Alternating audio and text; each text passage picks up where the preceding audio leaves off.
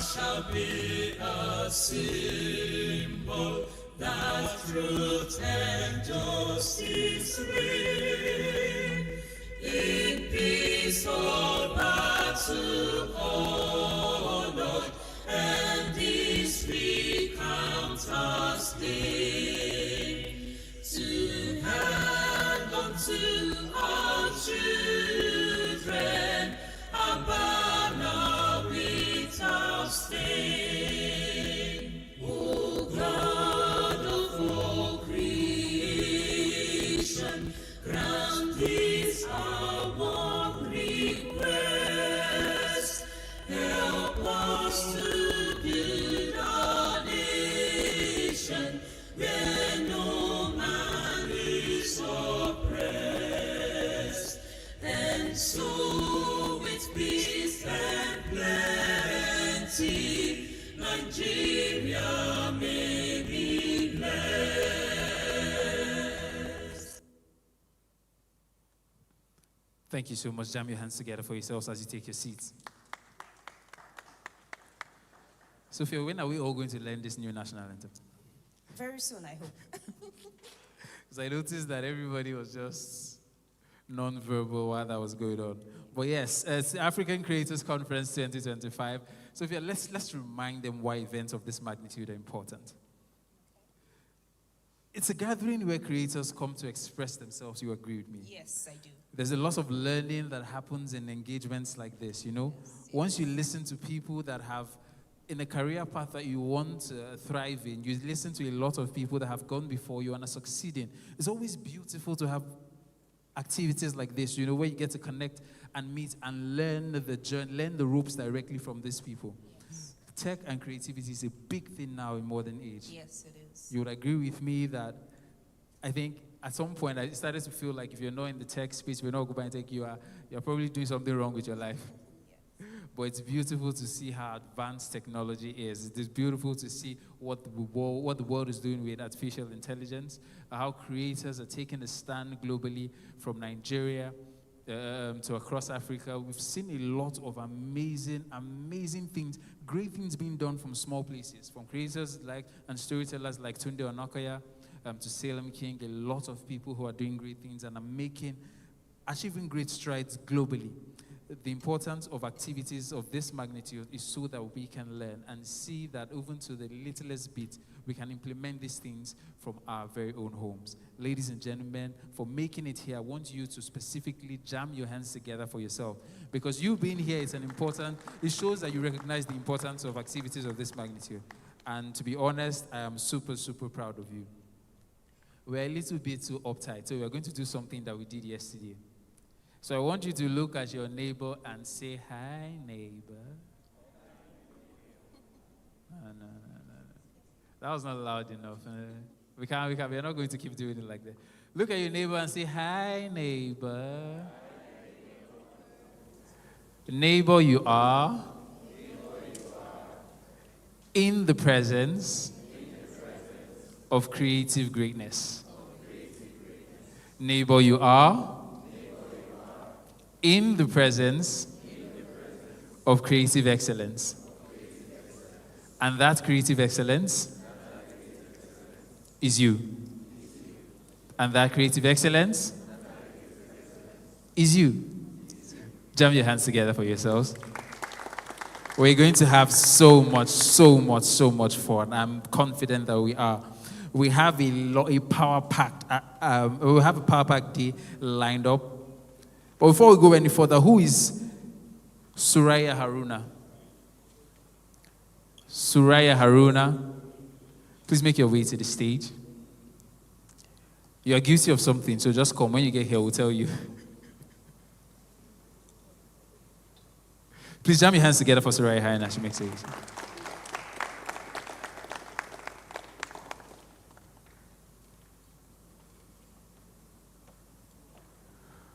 As part of our activities yesterday,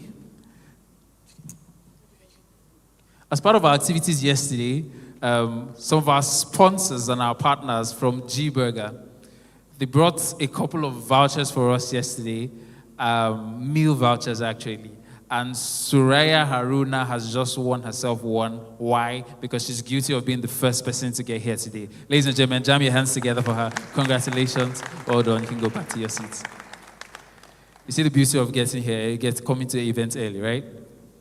That's how you should be early, so you can, Yes. Don't you agree with so me? they can eat burger. Yeah, you get me, yes, I agree.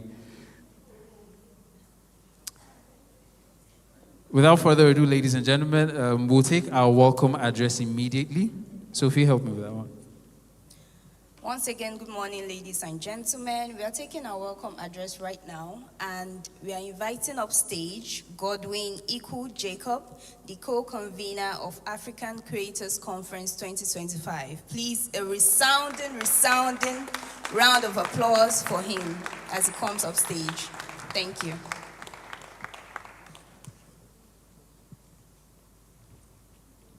Thank you. Good morning, everyone. Good morning, creators. Believe we have creators here and change makers. Good morning.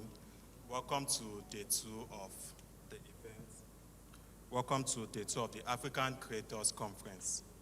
Yesterday was nothing short of an inspiring-filled event. It was packed with great session from speakers, innovators, and we reminded us of the immense power of African creators holding in shaping the future of the global digital economy. Today we continue in that momentum. We dive deeper into the theme of innovation, storytelling, technology, and opportunities. This is more than a conference, this is a movement. And your presence here is a proof the creative force of Africa is not rising, it's leading. As we look ahead, I'm excited that in 2026, the African Creators Conference will host its first ever Creators Award ceremony, where we will recognize and celebrate the outstanding individual teams and brands driving creative industry. More details will be shared in the coming months, but for now, let's the journey begin. Let today be filled with even more insights, collaboration, and energy. Whether you are a designer, developer, storyteller, strategist, artist, or entrepreneur, you are part of something powerful. Thank you once again for being here. Let's make day 2 unforgettable. Welcome to African Creators Conference 2025.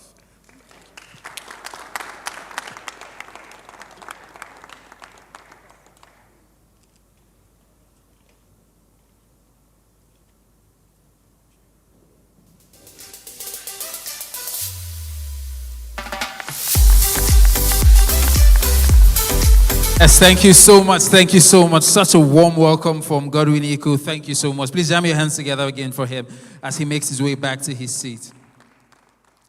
African Creators Conference 2025. I'm always super excited when I hear the name. It's an evident. It's evident that the creators of this, the guys that cook this entire event, understand the importance of amplifying the African voices when it comes to being creators and understanding the importance of tech and what it represents. As we recognize the brains behind such an amazing event, the planners who have put this together and spent the time tirelessly to ensure that we gathered here successfully to learn, to enjoy, and to connect. Ladies and gentlemen, welcoming on stage next is the project manager of the entire conference, the person, one of the super brains behind putting this together. She'll be she'll be amplifying us and charging us with a goodwill message for the conference. Please jam your hands together for the amazing Geraldine Ogili as she makes her way to the stage. Keep clapping, keep clapping, keep clapping. Such a majestic walk. Smart outfit too. You look amazing. Good morning. Hello everyone, good morning. My name is Geraldine Ogili and I hope you're all gaining the experience and you're enjoying every aspect of this event. So as we get ready for today, I want to specially welcome all our VIPs, all our speakers, creatives, innovators, and industry leaders at the African Creators Conference. As we come together to share knowledge, experience, and idea, I am honored to extend my warmest welcome to this vibrant community of creatives across Africa. This conference represents a powerful opportunity for us to amplify our voices, showcase our talents, and share the future of the creative industry of our continent. I'm excited to see the innovative solutions, artistic expression, and entrepreneurial spirit that will be shared in this event. Let's all use this platform to foster collaboration, drive growth, and inspire positive changes in our communities. May our collective creativity, passion, and expertise pave way for brighter and more prosperous future for African creative sector. Wishing you all a productive and inspiring and enjoyable conference experience. Thank you very much, and do have a nice day.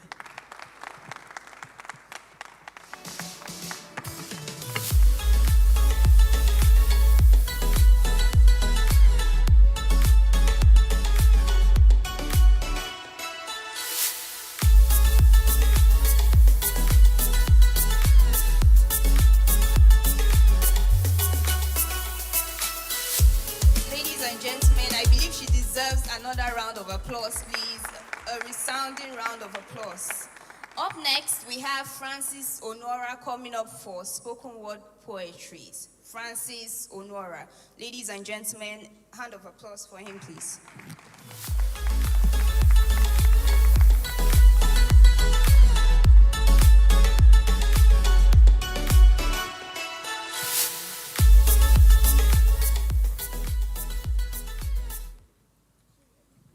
Good morning, everyone. Good morning, everyone. Please don't throw me under the bus. Thank you very much.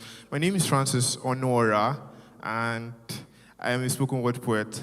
And today I'll be telling a story about Africa. I just want to confirm whether my sound is ready.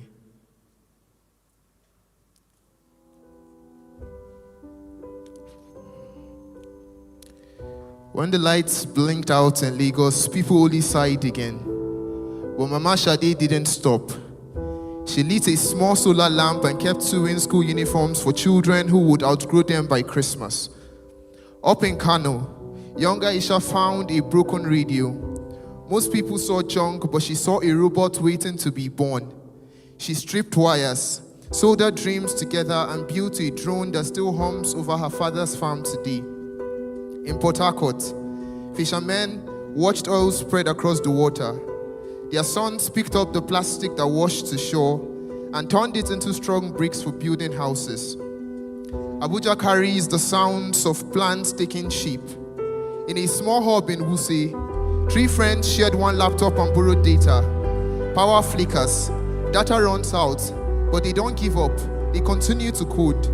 They built an app that now moves travelers from Kaduna to Accra without a single paper ticket. This is how we live. We turn blackouts into blueprints, waiting lines into launchpads, old scraps into new stories.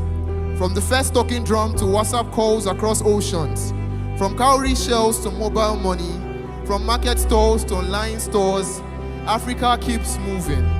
We have never waited, and we won't start now. We rise again and again and again. Remember the farmer in Jos who uses simple code to tell when his soil is dry. Remember the young women in Yaba who teach kids to build games in a room powered by one noisy generator. They said Africa is behind, but we are not behind. We patch, we power, we rise. So if you've forgotten your power, this is your reminder that you are the code, the canvas, and the company. You are the invention and the inventor. You're the raw spark and the finished masterpiece. Do you not know that you are the next best thing after sliced bread? You're the jollof that bonds. You are Afrobeats that keeps the world dancing. You carry the very blood of our heroes past flowing in your veins. I am standing in a room filled with bright, resilient, and audacious hearts. People skilled in the arts of trampling upon the lion and the cobra, serpents and scorpions. Each lamp we light is a promise. Each idea we share is a bridge to the future. And you, yes, you, and even you listening to me right now, you are proof that the innovative world we dream of is not far-fetched. It is here. It is here in Nigeria. It is here in Africa. Thank you.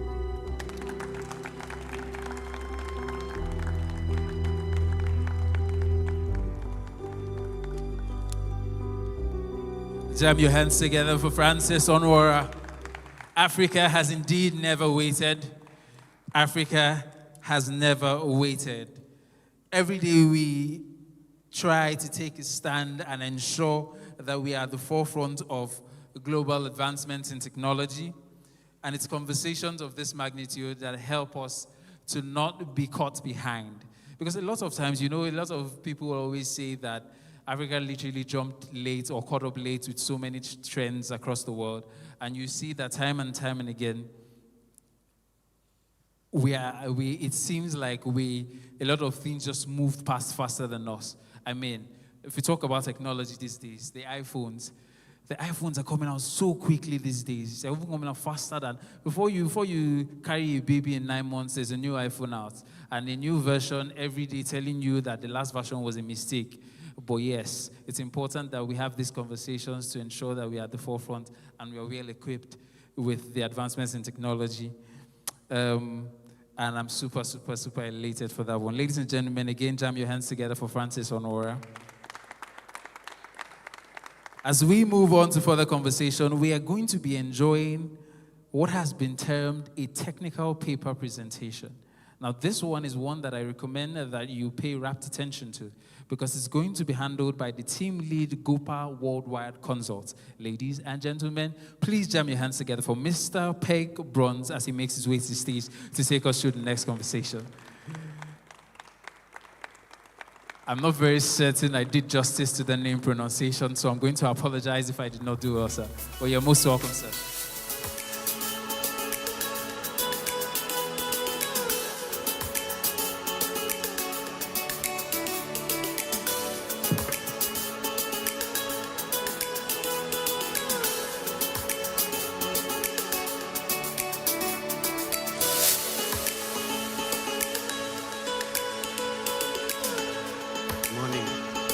Good morning. Good morning. Ouch. Really? Is that the best you can? Good morning. Good morning. Yo, now we are talking. Very good. All right. Nice. And a bit surprised, I must confess. The program says that I should be here towards the end of the day. But I'm gladly a gap filler. I'm here earlier, and I'm not going to present a technical paper because I'm not here as a technical person. You want to leave now? No? Still want to stay? So as it was said, my name is Pike Bruns, and I'm 59 years old. Ouch. I grew up on a farm in Namibia. My world was one of red earth, white skies, and a certain cultural isolation. My reference points were European. My historic books told a singular, narrow story. So why am I, 59-year-old white man, who started his career with a typewriter and a fax machine standing here before you? You, the most dynamic, dazzling creators the continent can offer. I'm not here as an expert. I'm not here as a relic either. I'm here as a fellow creator, a creator of entrepreneur, currently here in Nigeria through the ICSS Entrepreneurship Development Program. But more importantly, I'm here to offer a perspective from the bridge I stand on. A bridge between the analog and the digital, between a complicated past and a future you are building with your own brains and your own hands. My talk about today is about three things: ink, earth, and algorithms. It's about the stories we inherit, the stories we stand upon, and the stories we choose to code into the future. I started as a journalist in the late 80s. My tools were ink and paper. The stories we told then, they were often, if not even always, incomplete. They were narratives of conflict, of separation, of us and them. The African story, as told by the media I worked for, was frequently a single story of tragedy or of a wilderness waiting to be tamed. We, and by we I mean people who looked like me, held the pen.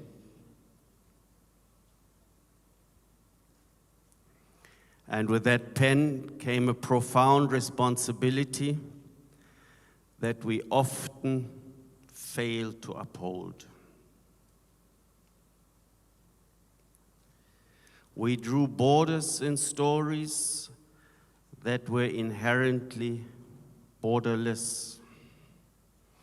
But here's the first lesson for any creator. Even the flawed stories are a part of your material. Even the flawed stories are a part of your material. You do not have to accept, you do not even have to repeat them, but you must know them. Because to create the new, you must understand the raw material of the old. The ink, however faded or biased, is the parchment on which you begin to write your own version. My journey as a creator began when I started to question that ink. I left daily journalism and began to write in different other spaces about the people the headlines missed. The farmers, black and white, who shared water during droughts. The musicians who created new sounds from ancient rhythms. I was trying my own small way to add a different color to the palette. Your generation has a much greater power, a power we could only dream of. You're not waiting for a publishing house somewhere in London or New York or Johannesburg. You are the publishing house. Your smartphone is your printing press. Your social media feed is your front page. The question is no longer if you can tell your story, but what story will you tell? Will you tell a single story? Will the story you tell portray in Africa only about hustle culture? Or only about poverty porn? Or will you, with the wisdom to learn from our mistakes, tell the multifaceted, complex, and breathtakingly beautiful stories of nuance? The story of the Lagos tech entrepreneur who still goes to her village for festivals. The story of the Kigali visual artist blending Vogue aesthetics with traditional Imigongo art. You have the power to add not just one new color, but an entire spectrum. Now let's talk about the earth, the physical space, our continent. A question I've been asked my entire life, sometimes with curiosity, sometimes with suspicion, and quite often also with a degree of aggression. But where are you really from?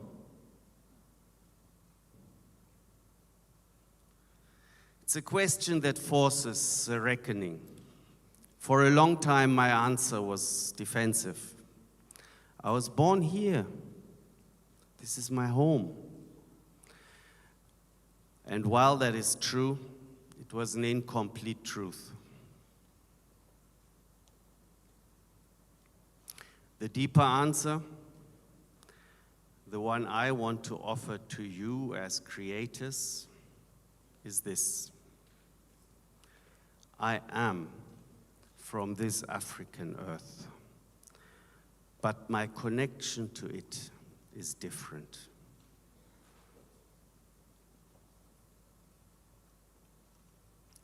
It is a chosen connection. It is a connection that is forged not solely by ancient ancestry, but by love, by labor, by loss, and by a conscious decision to belong. My ancestors are buried here. My children were born here. The soil of my farm is under my fingernails. The scent of the first rain is the scent of my childhood. This is my authentic reality. But I had to learn that my authenticity does not cancel out anyone else's. My authenticity does not cancel out anyone else's. It exists in a shared space. And this is my second lesson for you.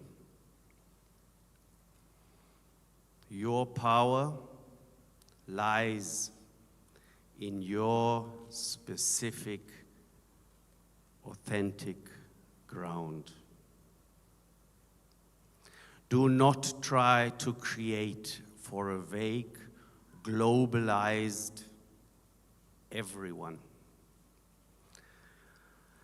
The world does not need more generic content. The world is desperate for specific, rooted truth. Are you from Accra? Then let the energy of Makola Market pulse through your animations. Are you from Nairobi? Let the sheng you speak with your friends be the poetry in your lyrics. Are you from a village in Malawi? Let the patterns on your grandmother's cloth be the UI design of your app. Root your creativity in the earth you know. Root your creativity in the earth you know. Because authenticity is a superpower.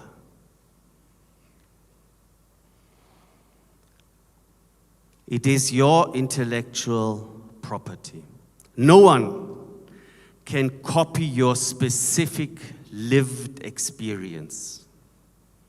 A studio in Hollywood can try to animate a savannah, but they cannot animate the feeling of the dust in your throat during Hamatan, right?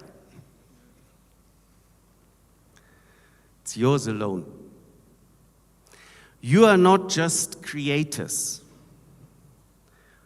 You're cartographers, mapping the true complex soul of this continent for the world to finally see. This brings me to my final point, algorithm. If ink is the past and the earth is the present, then algorithms are the future you're building. And this is where I learn from you. I look at what you are doing with code, with AI, with blockchain, with virtual reality, and I see the most profound act of creation this continent has witnessed in generations. You are not just telling stories. You are building the very platforms and realities in which those stories will be lived. The algorithm, like the pen, is not neutral. It is shaped by the biases of its creators. For too long, technology has been a one-way street, imported with its own embedded worldviews. But you are changing that. You are Africanizing technology. You are creating fintech solutions that understand the informal economy. You are building ed tech platforms that teach children in their mother tongue. You are using AI to diagnose crop diseases from a smartphone photo. This is not just innovation. This is sovereignty.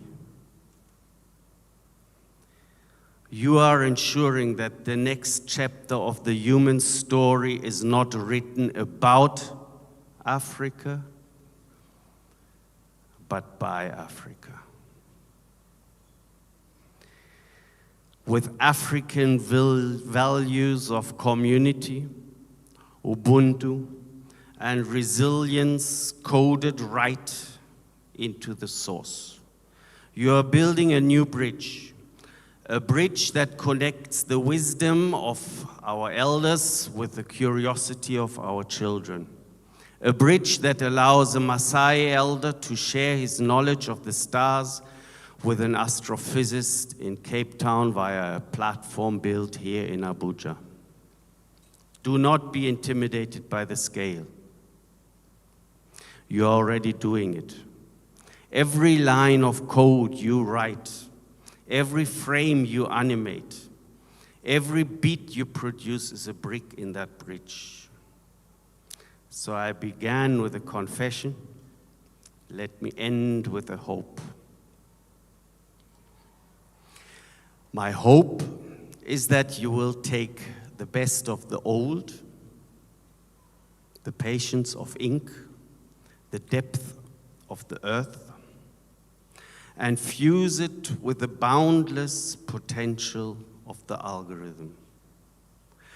That you will be the archaeologists of the true story, architects of the new one, and ambassadors of a future that is unapologetically African.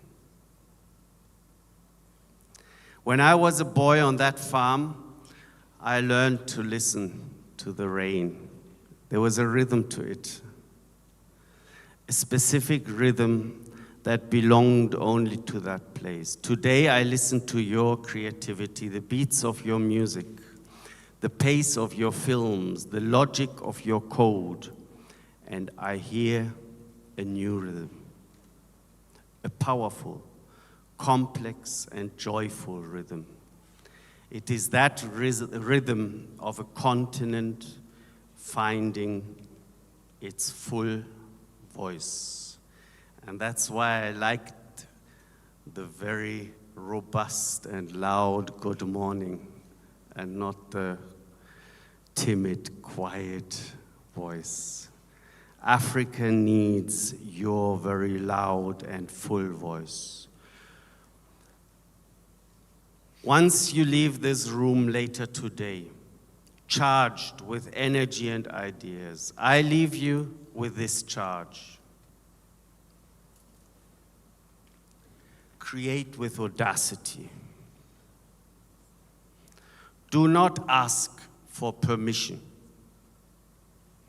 Tell the stories only you can tell. Create with community. Lift as you climb. Your success is not complete until it helps someone else around you to also succeed. Create with legacy in mind. Build your monuments, brick by beautiful, authentic, unapologetic brick. The world has told our stories far too long. The microphone is now in your hands. You are not just the future of Africa. You are its magnificent, vibrant, unstoppable now. I'm proud of you. Thank you very much.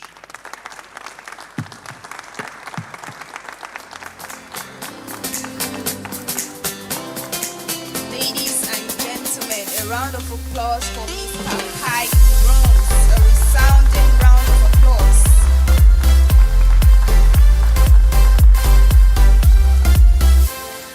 He said a lot of things that I believe we should take home today. Create with audacity, create with community in mind, and authenticity is a superpower.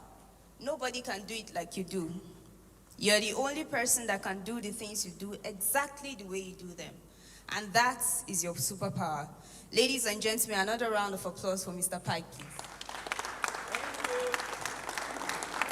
Right about now, we'll be inviting the company V-Ready for a pitch showcase. V-Ready. A round of applause for them, please.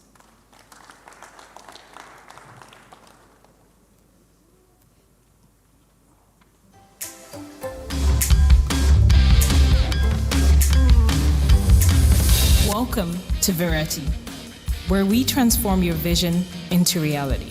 At Verity, our mission is to increase the impact of visual technology in every aspect of human decision-making. With integrity and creativity at our core, we bridge the gap between property descriptions and reality. Imagine experiencing a home or vacation spot from the comfort of your couch with our cutting-edge 360 viewing technology. Say goodbye to the hassles of property inspection and time-consuming searches. Enjoy the ease, convenience, and freedom to explore with Verity. Join us at Verity and unlock a whole new perspective on property tours and space hosting. Verity, redefining your visual experience.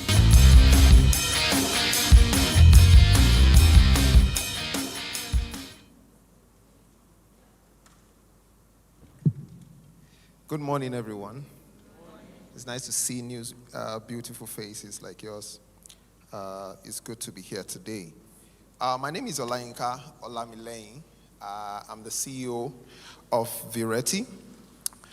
So I'm just going to be talking about our company and what we do. Vireti is a geo-hospitality company. We transform how you experience spaces and properties and destinations through immersive 360 photos of virtual tours. So currently we believe we are the first and only virtual tour listing platform for shortlets in Africa.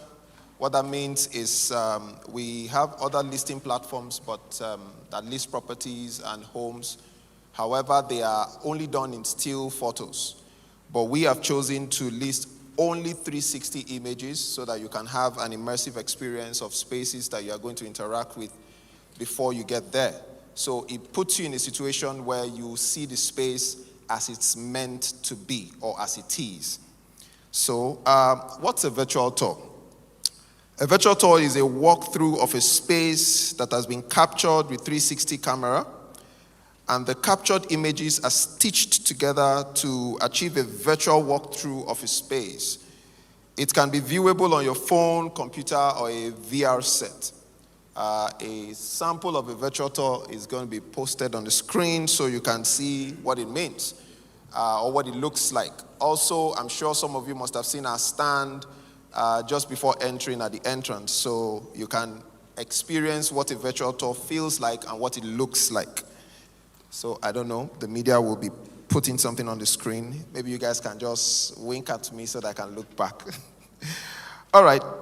So what virtual tour does is it helps you to have an immersive experience of the space, just as if you are there realistically. It helps to have a sense of dimension and a sense of emotional connection to the space that you are going to be. Okay, someone was saying something, so I was thinking it was behind me. So it helps you to have a sense of dimension and an understanding of the space, an emotional concept. Okay. Oh, great. So this is an example of what a virtual tour looks like. You can see the controller will just be moving it from room to room as I speak. So you have a virtual walkthrough of a space before you go there. It helps you to have emotional connection with the space so that when you are making decisions, you are more precise about the decisions. For example, people who want to rent a shortlet or an apartment, you can have a full experience of the space just before you go so that you can avoid what agents in Abuja. I'm sure some of you might have experienced agents in different ways. So this time, you really don't need to call up an agent to show you a place and pay 10K just to come and view the space. You can view the space yourself on your phone and have a proper walkthrough of the space just before you go. In Vireti, our mission is just to impact people, increase the impact of visual technology in every aspect of human decision. Our platform, which is vireti.com, www.vireti.com, is currently live. And on this platform, we have hosted different shortlets and apartments that you can book. And they are all hosted in 360 imaging. Our unique selling point is the sole hosting of the virtual tours. No still pictures are allowed on our platform so as to prevent plagiarism and illegal hosting by non-commissioned agents. We also have another platform called Marketplace. It's www.marketplace.vireti360.com. On that platform, you can actually shop for homes, cars, and event centers in 360. And like I said, you can view them on your phones, your computers, and in a VR set. You can visit our stand just at the entrance. Before you go, you will see different samples of virtual tours, and I'm sure you will have fun playing with the VR set. We have some announcements and some free gifts that we have brought today. We just decided that we cannot just come to a prestigious and wonderful event like this with creators and we'll not be able to have something to give as gifts. So one of the gifts that we are giving is if you have apartments for shortlets, or you have any friend that has an apartment for shortlets, on a normal day we charge for it. But at this event today, before we go, we are going to give free the first 20 people that approach us to capture the apartment on our platform will be given to you for free. Totally free.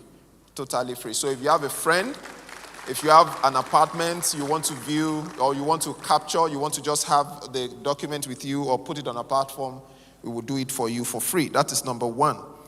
The second gift we are giving is we want to have more, photographers, 360 photographers. So we are doing a free training for photographers. People, not necessarily photographers, if you are interested to know how to produce virtual tours like this, 360 virtual tours like this, it's deeper than what you have seen here. This is just a miniature example. But if you want to know about 360 photography and you want to know more about it, we are offering free trainings. And we will be collecting numbers. If you are interested, just visit our stand outside there. Put down your name and your number. Someone will definitely from our team reach out to you for the training and when the training is going to hold. Thank you very much for. Have fun.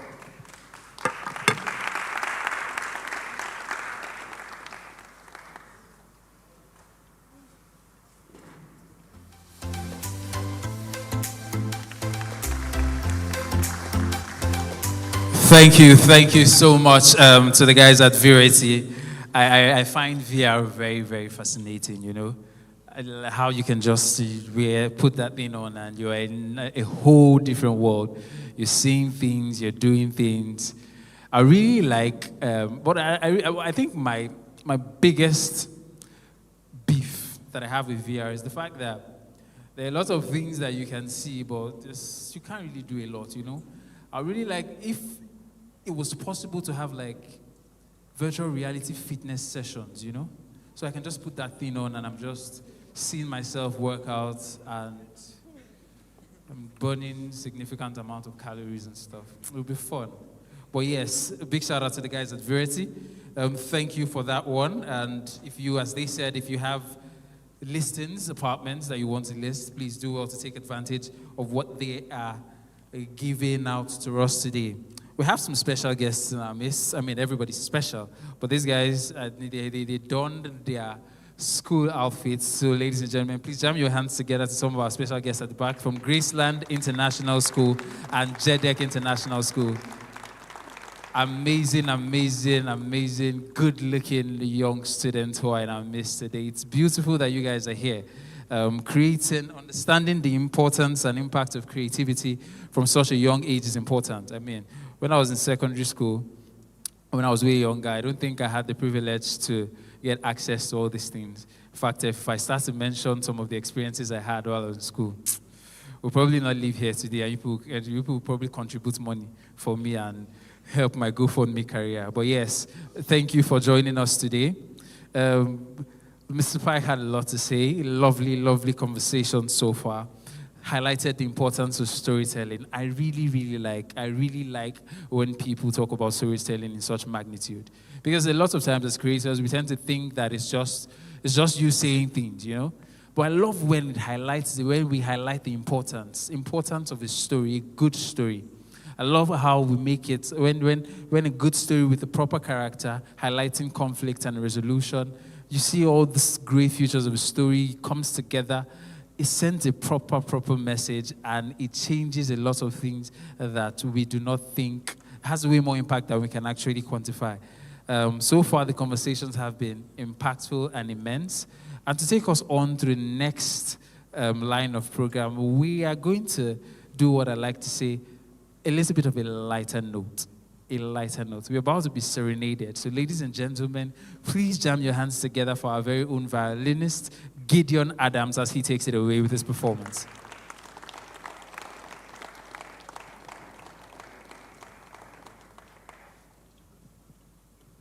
Keep clapping. He makes his way up here majestically. Welcome, Gideon Adams. Oh, that's some beautiful, colorful violin. Good morning, everyone. Thank you. My name is Gideon Eshiofone Adamson. and I'm happy to be at the African Creators Conference. So I'll be playing 2 songs just to serenade us this morning. Thank you very much.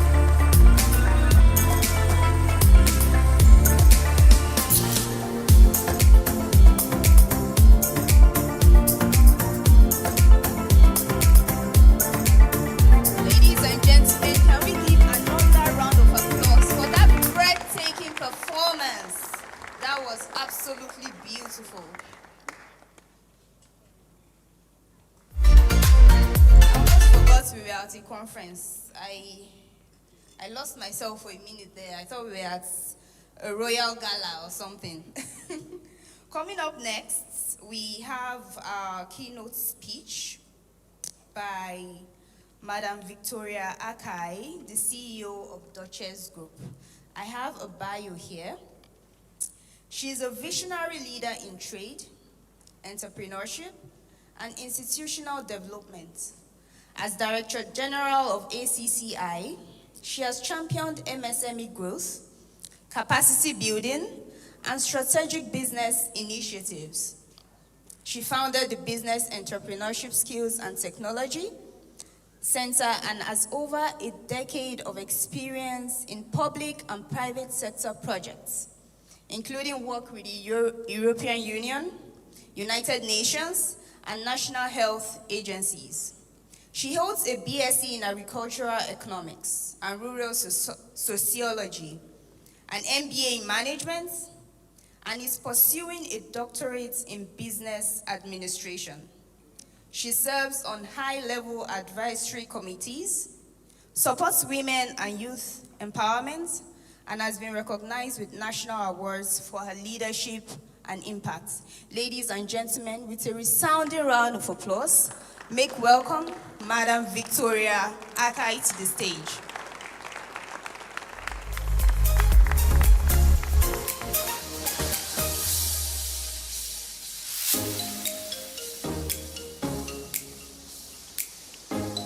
Let's keep clapping, please. Let's keep clapping.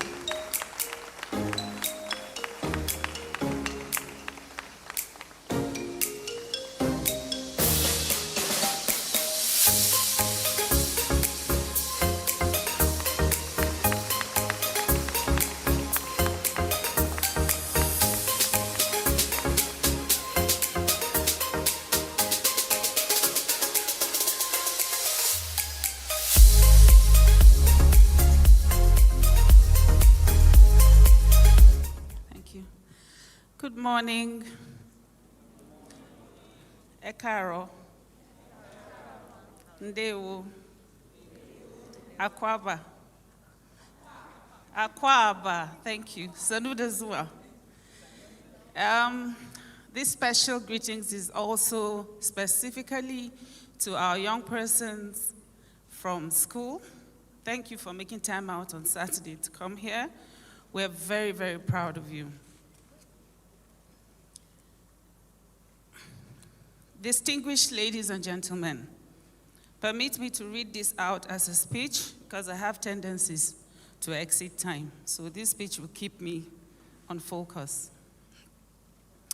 It is an honor to speak to you today on a subject that is very close to my heart: breaking borders, unlocking Africa's creative economy through cross-border trade.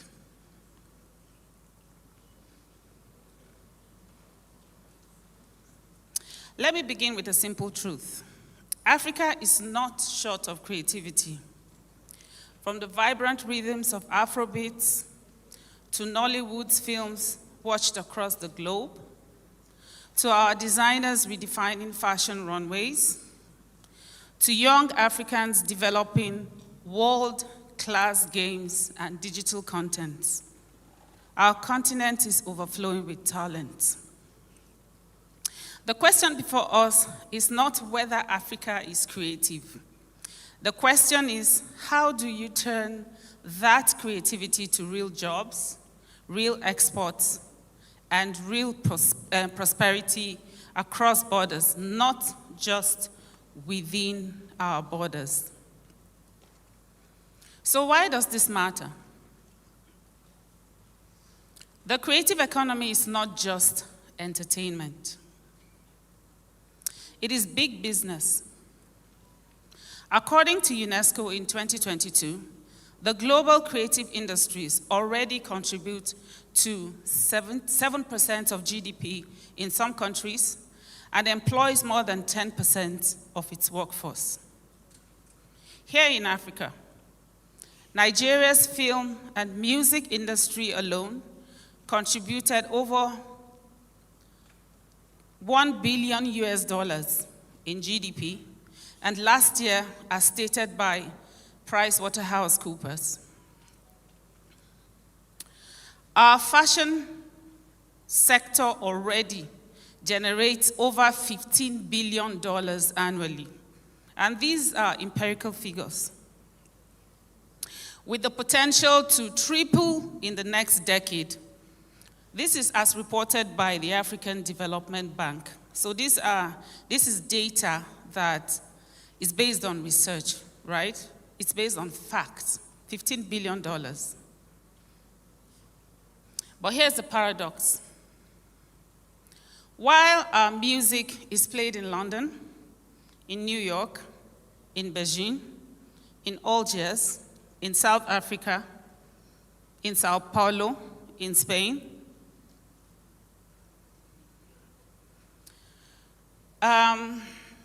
many of our artists still struggle to get paid across borders. You just can't cash out easily. While our designs inspire global brands, the shipping of a single small parcel of clothing across African countries can take weeks. So many issues, physical and virtual infrastructure. So the urgency is clear. We must move from cultural influence to economic power. They know us now. We are popular. Everybody knows Burna Boy.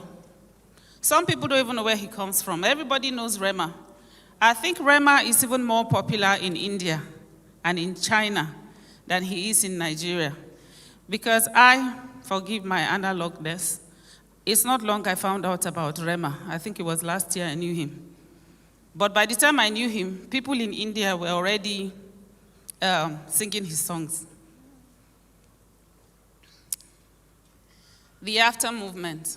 So AFTA is Africa's Continental Free Trade Area, for those who do not know. Thankfully, the timing is right. In February 2024, the African Continental Free Trade Area adopted its Digital Trade Protocol, an arrangement that lays the groundwork for a single African market.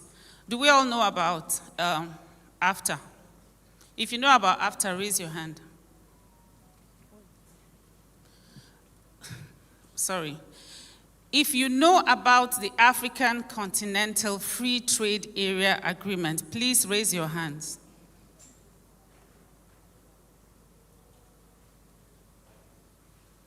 That's about less than 10%. Please, young people, go and ask AI about African Continental Free Trade Area Agreement, because it is for you, especially if you're a creative.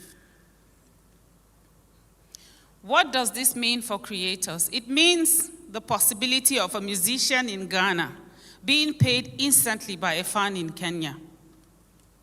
It means a designer in Dakar shipping her product seamlessly to Johannesburg. It means a Nollywood producer. It means the violinist, for instance,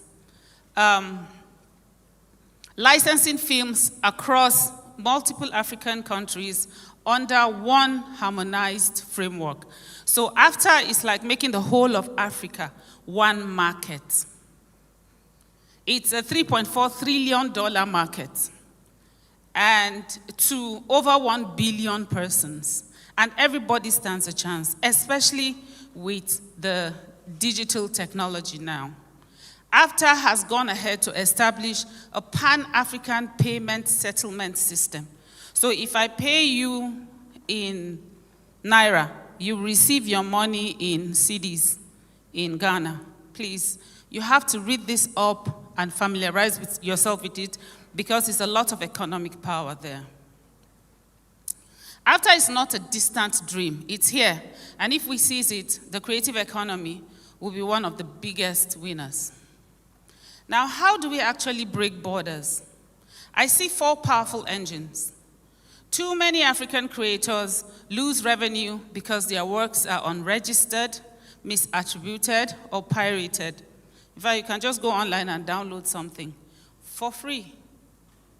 I know they leverage YouTube now. YouTube pays you, but you can earn beyond YouTube. And I met a young lady in Algiers, I think it was early this month. And she's a Kenyan. She's already established a platform where she's selling talents. So if you need a talent in a creator or an actor or a musician in South Africa, for instance, you can go on that platform and find him for a fee, even if it's $10. They are still making money in Kenya. First, intellectual property and rights management. Too many African creators lose revenue because their works are unregistered, misattributed, and pirated. We need continental standards, model contracts, collective management organizations that are transparent, and universal identifiers like International Standard Recording Codes, ISRC codes, for music, and the ISBNs, the International Standard Book Numbers for books. Without these, creators cannot claim their rightful earnings. Second, digital trade rails. We need seamless, low-cost payment systems. So I purchased a piece of fabric in Côte d'Ivoire, and I tried paying the person through my bank. I'll not call the name of the bank, but it's the same issue everywhere. And the fabric costed $40, but then my charges were $70. They said, if you are making any international transaction at all, it's going to cost me $40. This is not okay, and it's not going to help our creative economy. Today, transferring $10 across African borders can attract fees of up to 20% or more. So if the money is not up to $100, you're going to even pay more for the amount of money that you are transferring. This is unacceptable. Payment providers, banks, and telcos must work together for practical interoperational solutions so that royalties, ticket sales, and e-commerce payments flow instantly and affordably. Third, logistics and fulfillment. A continent-wide creative market cannot exist if it takes 3 weeks and endless paperwork to ship a dress or a painting.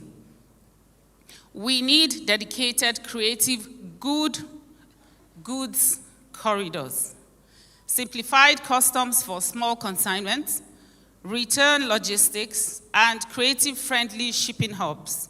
Imagine how many African brands could sell globally if logistics are predictable. Please, how many of you have sold anything in any Southern African country? Let us say Namibia.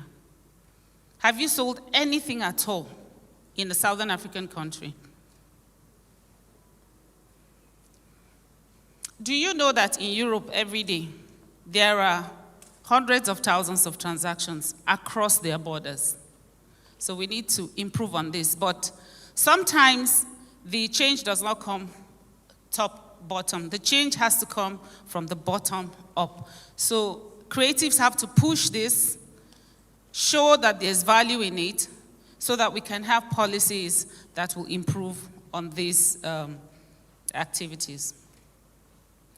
Fourth, market access and festivals. Festivals and fairs are not just parties. They are trade shows. UNESCO recently reported that just 10 festivals in Southern Africa generated over $11 million and 3,000 jobs in 1 year. So let me tell you about fairs, because I've been privileged to organize quite a number of them.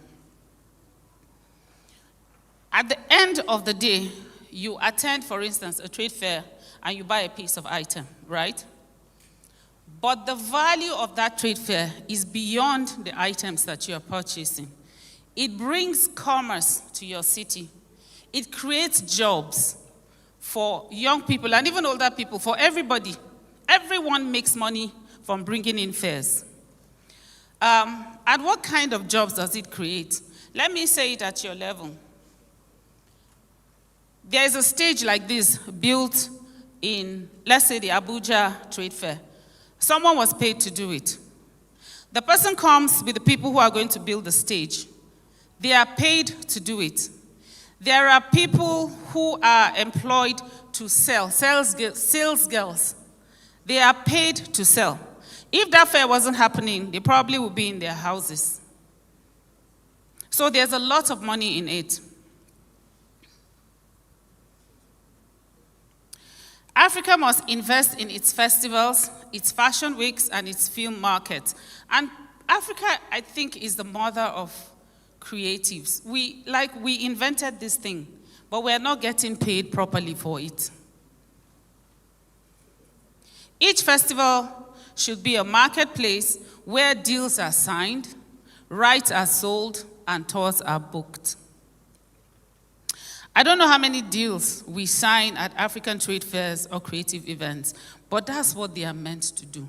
For every creative event, if you call it like Africa's Creators Conference, other Africans should attend it. They should come and be discussing with you, not Victoria, not Dangote. You know, that's what we think, that deal rooms are for big people. No. Deal rooms are for that violinist.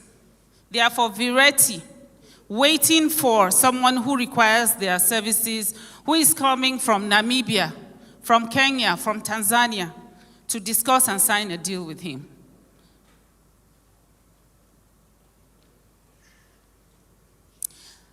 These four engines, IP, digital payments, logistics, and market access must run together if the creative economy is to thrive. Barriers and solutions. Of course, the road is not smooth.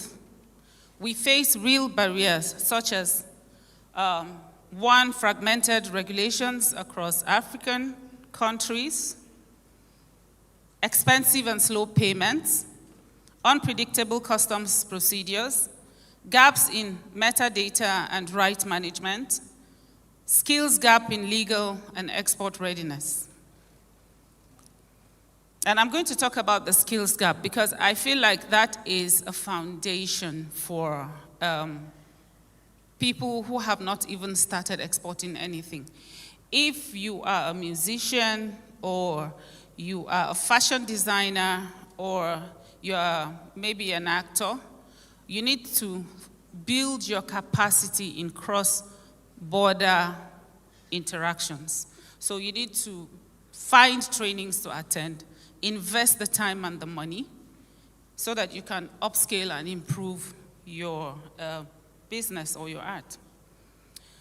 But these challenges are not unsurmountable, right? In the next 12 months, governments can ratify digital trade annexes, create one-stop creative export desks, and sign cross-border payment MOUs, which within the limits of my knowledge, I know this is being actively done through the AFTA office in Ghana, AFTA Secretariat in Ghana.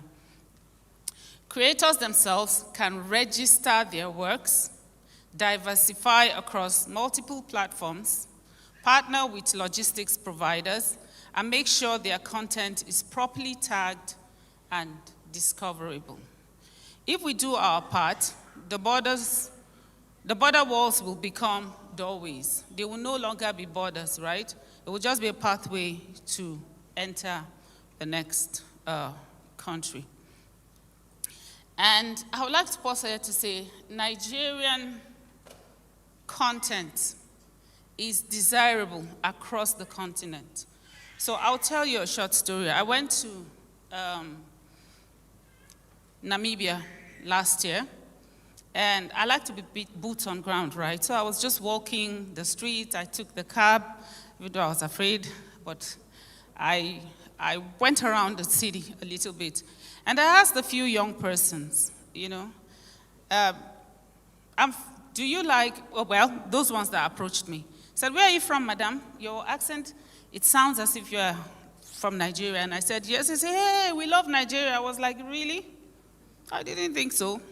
You know, Nigerians think they are the most hated people in the world. I said, I didn't think so. He said, I like Nigeria. Whiskey, Burna Boy. So I was like, okay, do you want to come to Nigeria? He said, yes.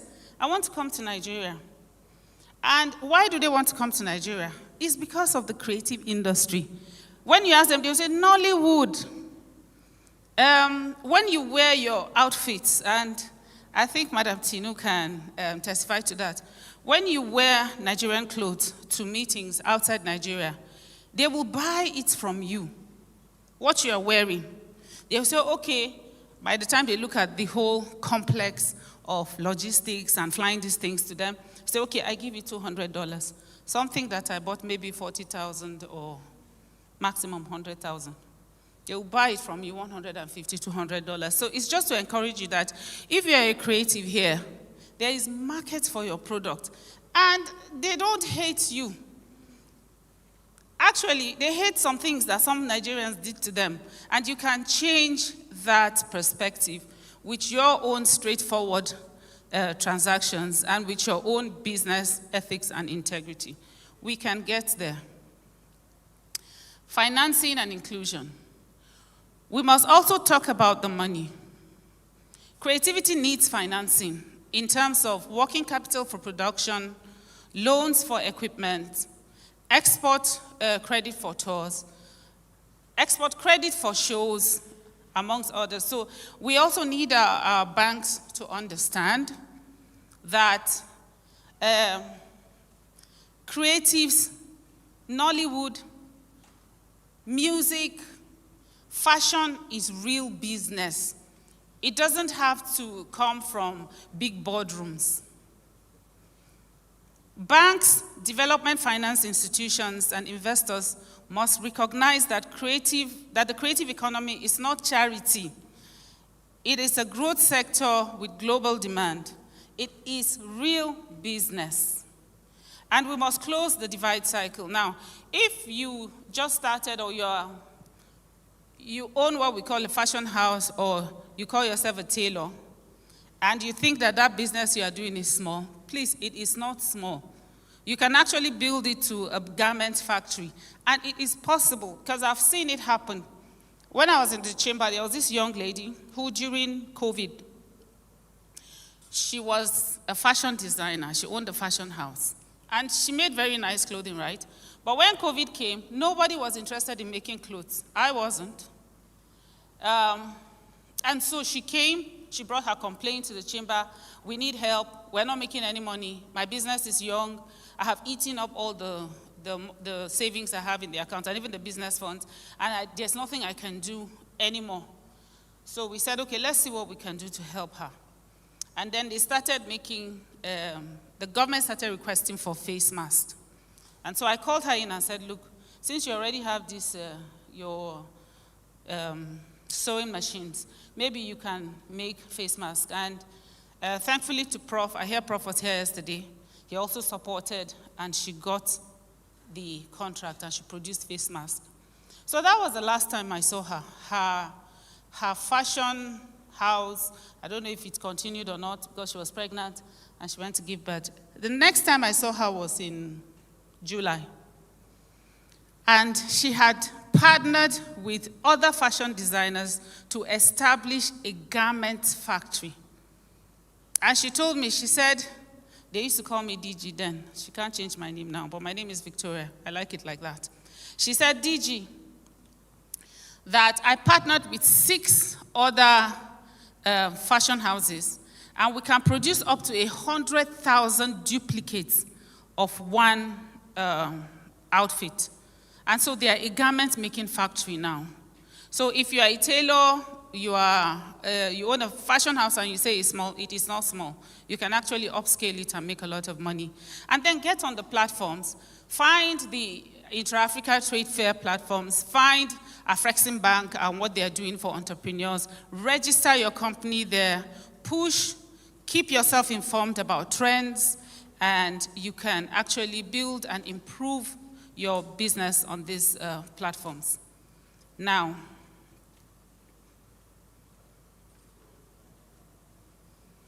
so we must close the digital divide. In sub-Saharan Africa, more than half of the people covered by mobile internet still do not use it.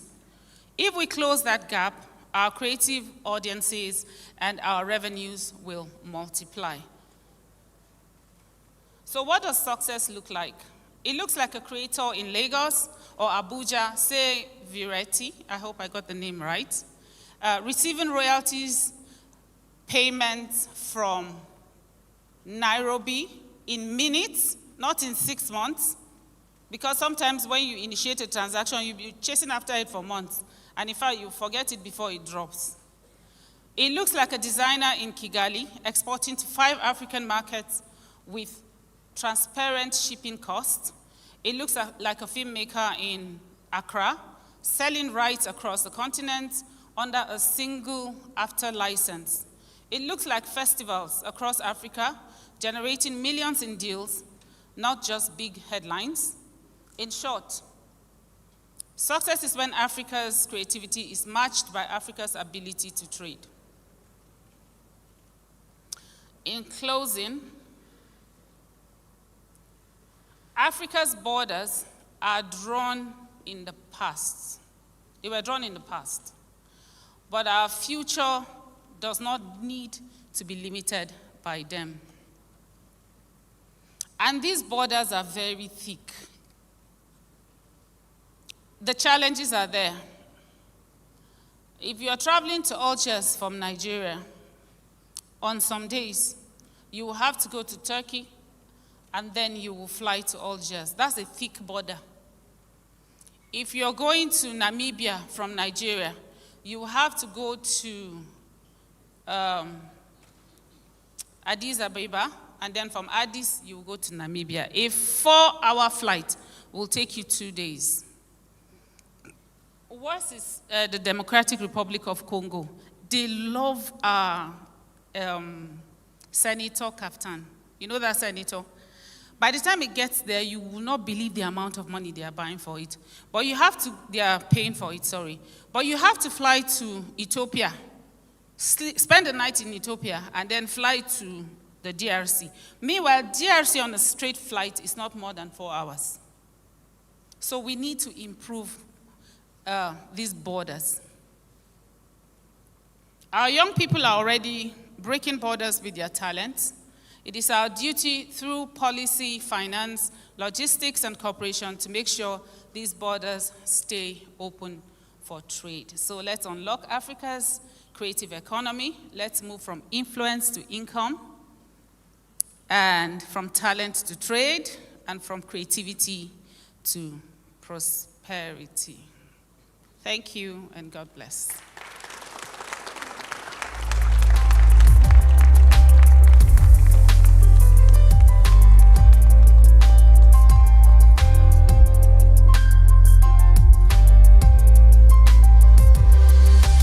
Ladies and gentlemen, jam your hands together for Madam Victoria Akai. Thank you so much for that one. An absolutely brilliant, brilliant rendition. Thank you so much for that one. It's impressive what the guys at AFSA are doing. Very, very impressive.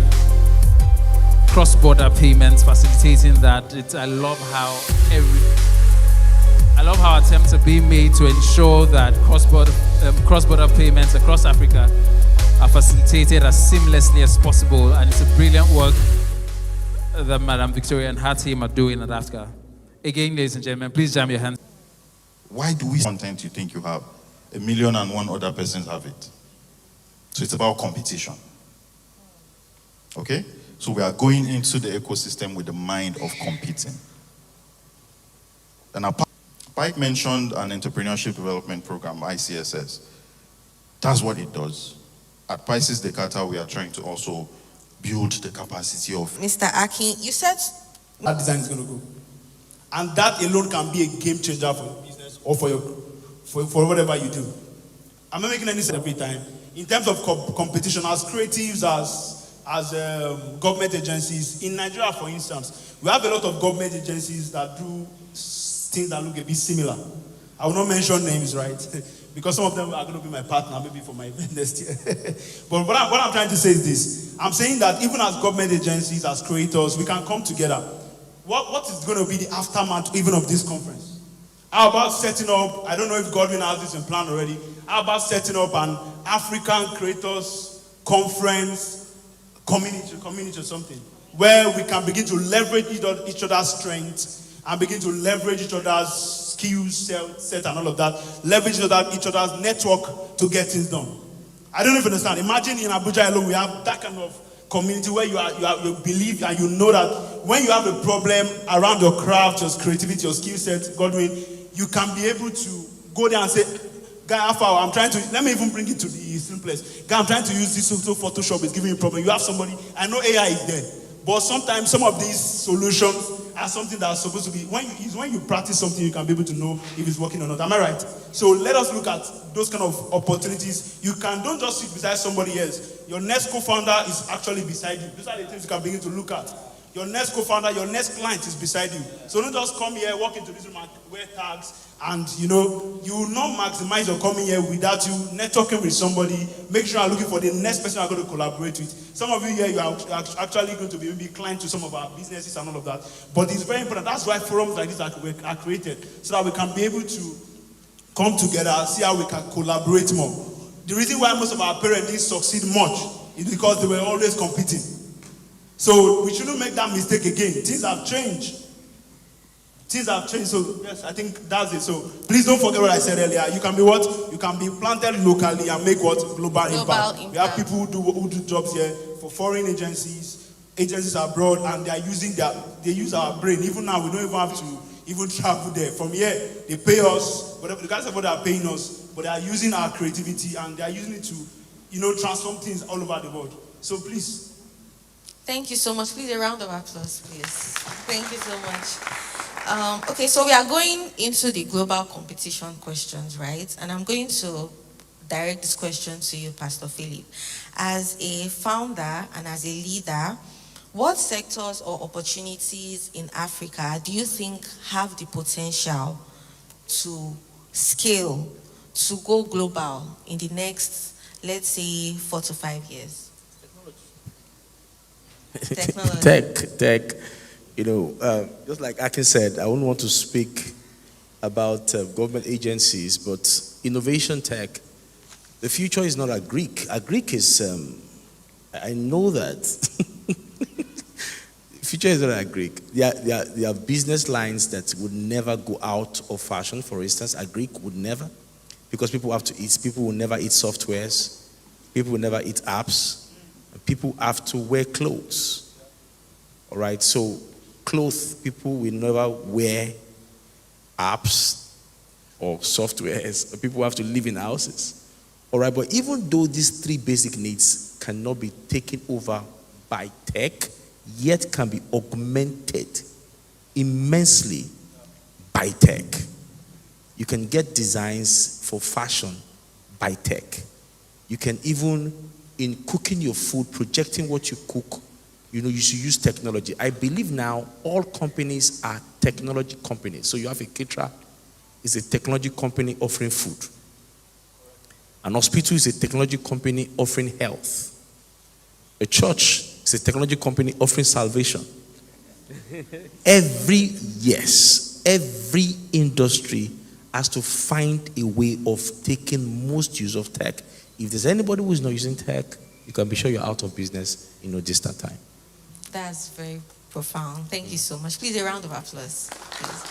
So we are about to round up this panel session, and I just have one more question for the three of you, actually. I'll start with Mr. Akin, right? So if you want to give a piece of advice to a young African founder that is listening and sitting here today, what would that advice be? Just one piece of advice.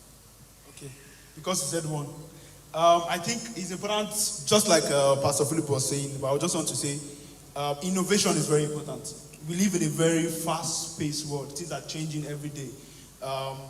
Imagine now we have all of these chat GPT and all of that, and you are still trying to use Google to answer some questions and all of that. So things are changing, right? So you need to, importantly as a creator, you need to innovate very fast. You know, if you are not innovating as fast as you should, your business in no time is going to die. So if I want to mention names of some organizations who didn't quickly jump on this innovation thing, you know some of them, like the BlackBerry, Nokia, and all of that. Yes. You know, they were big companies some years ago. Some of you, if they ever ask if those companies are going to go down, you say it's a lie. Even the founders and the people inside, they didn't believe that it was going to die. But because either they didn't innovate on time, or they didn't innovate in the right places. So that's also something. So innovation is very important. Innovation is something, is about looking, and it's not something too elaborate, please. Innovation is just about looking at what you're doing and looking at how you can just tweak it around to fit into what is currently in need. In real estate, see, for you to see from he is a creative, but most of you may not know. But he's coming from he was talking as a pastor earlier, and he's talking about even church. You agree with me that now, even church tech, if without the use of tech tools and all of that, Pastor Jerry cannot be one of the highest YouTube. Abi? Yes. Yes, I learned Pastor Jerry has made over $1 billion or something on YouTube alone, right? So look at that alone. So imagine he's still in, I think it's just started in Abia State or something. He's still in Abia State and still trying to reach the world. How will he have done that? There will be no NSPPD today. There will be no, the kind of influence she has made, the kind of impact she has made. That's for church. If church leaders are thinking like that, so how about you that you are a creative? So please, innovation, please innovate very fast. If you have not innovated today, you are late. Thank you.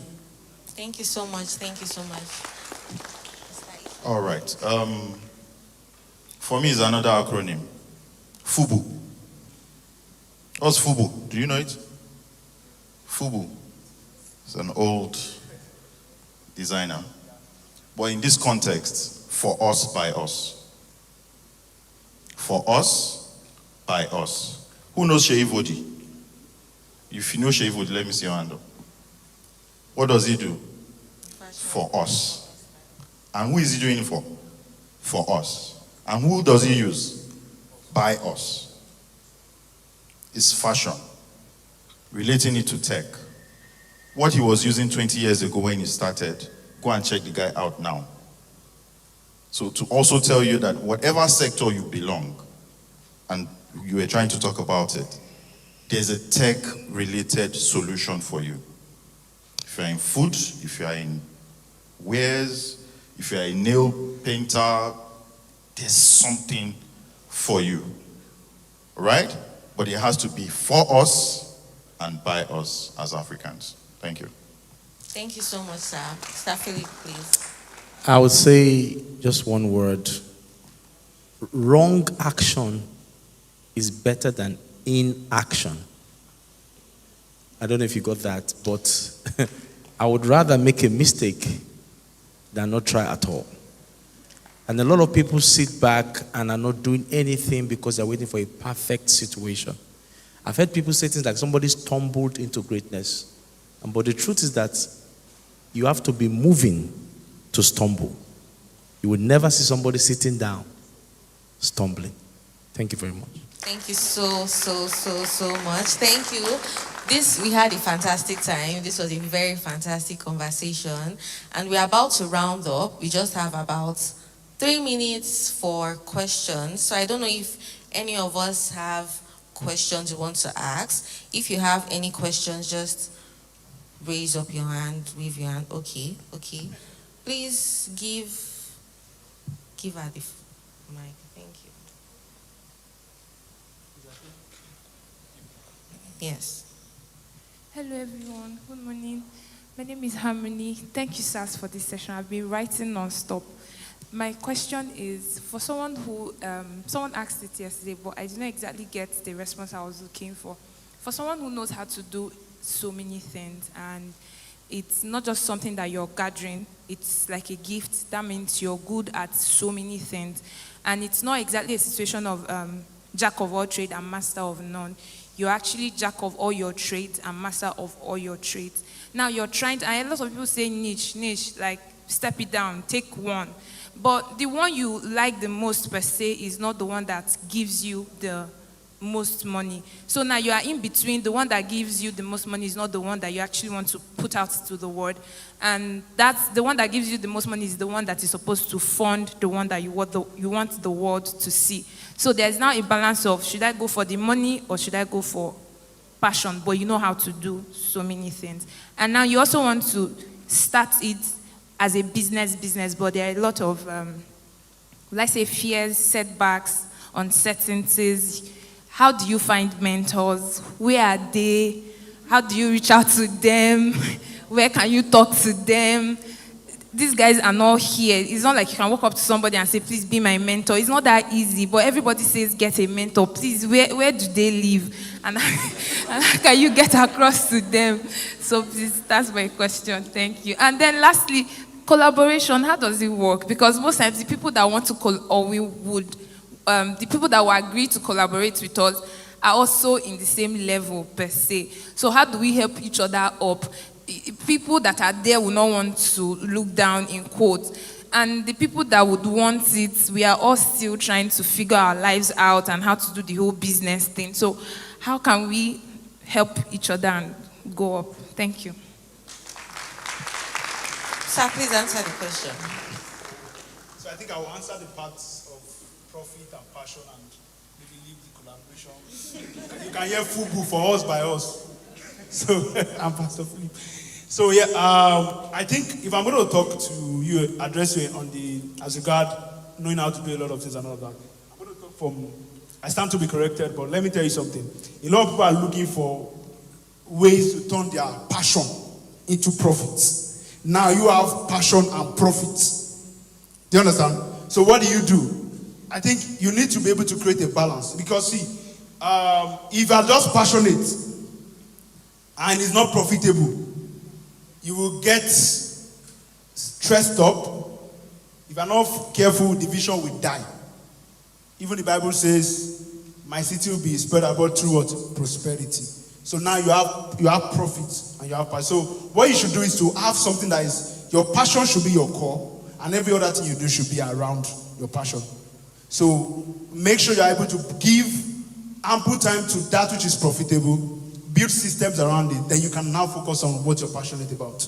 Because now, as a young person, in this time and age, you need to be first self-reliant. In terms of building your finances, you need to start from the place of, maybe I've seen the place of financial survivor. You need to be able to build, to have maybe financial stability and financial freedom. So if you are still in the state of survivor now, and you are saying passion, will not give you what you are looking for. I'm even hearing something about passion, can use passion to flog you. So please, find a way to balance this thing, right? So you are good at a lot of things. Make sure you're able to build a system around it that makes it profitable. And why not leverage technology? In some of them, look for a co-founder. The problem we have in this country is that we want to do a lot of things and want to do it all by ourselves. And that's why you end up failing at almost everything. But when you have some people who are like-minded, who can believe, you talk about collaboration, I don't want to talk about it, I don't want to go there. Don't tempt me. So I don't want to go to the area of collaboration, but when you have people who are like-minded, like yourself, make sure you're able to collaborate with them. Look for a co-founder, look for somebody who can maybe act like a CEO. It might be your sister.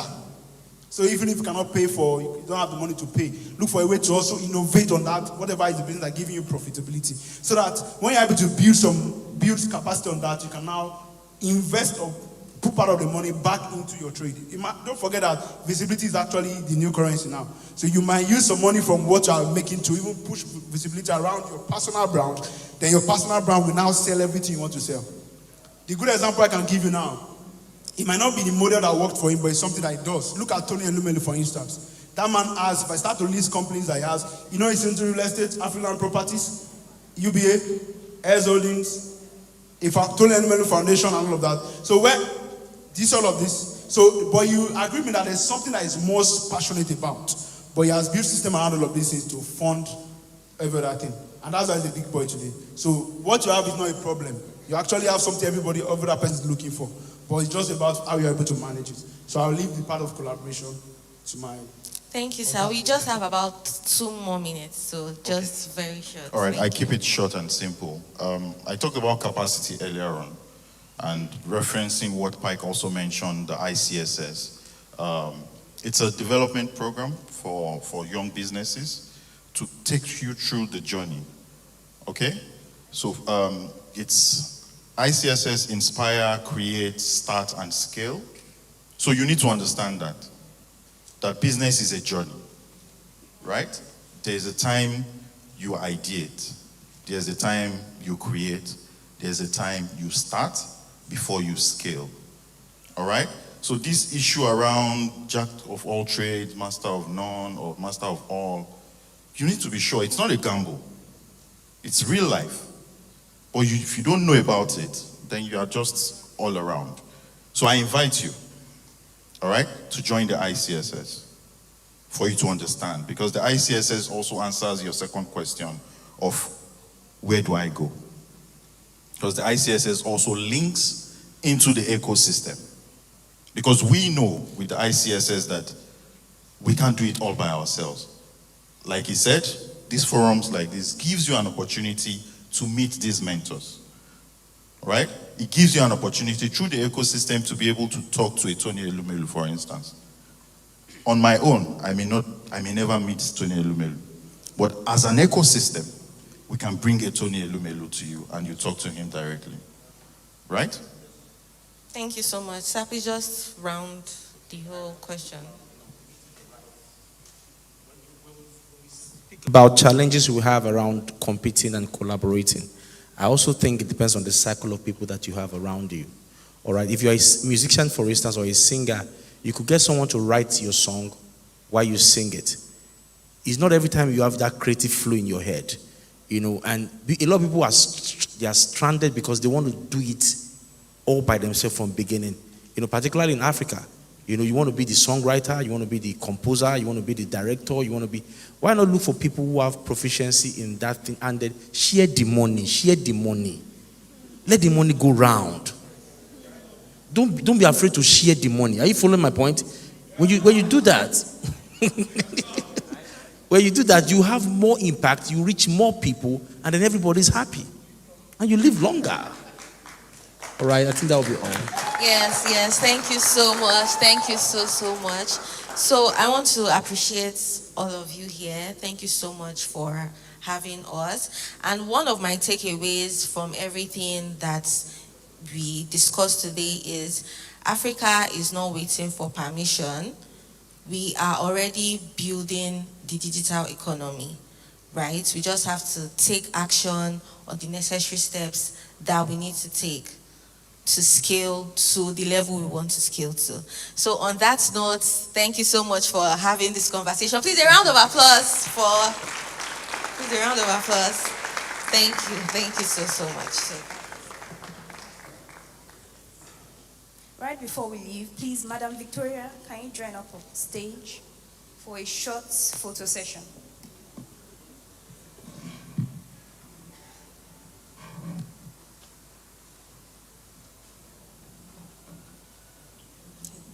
Please, can you stand up? Thank you.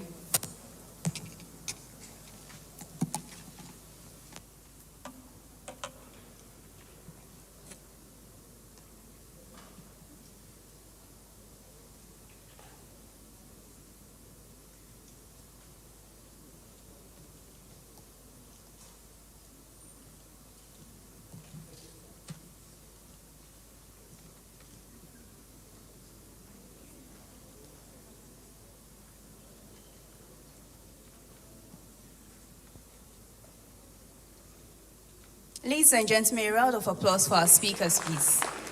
Thank you so much. That was an interesting conversation about leadership, mentorship, and innovation. Thank you so much. I hope we are writing. I hope we are taking notes, because these are the kind of conversations that you need to go back home, ideate, read, research, pray if you need to, and then create as the creators that we all are. Thank you so much. Next up, I have a voucher here, and I don't want to take it home. So to be sure we've all been listening, when Madam Victoria was up here, she spoke about a lot of things, one of which is the after union. I already gave you an expo, but it's an African union. Who can tell me the full meaning of after? Okay, we have hands. Can we get microphones, please?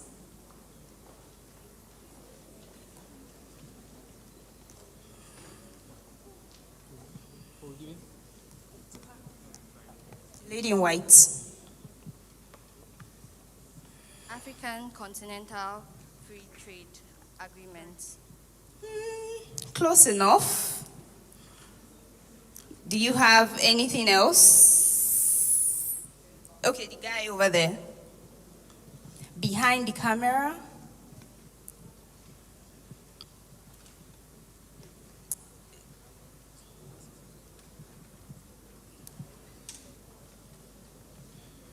AFTA stands as African Continent Free Trade. No. Close enough. Please, the guy behind the camera over there. Yes. After African Continental Free Training Agency. Sorry? African Continental Free Training Agency. Free trade what? Agency.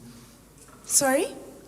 African Continental Free Training Agency. No. Okay, one of our school students wants to try, please.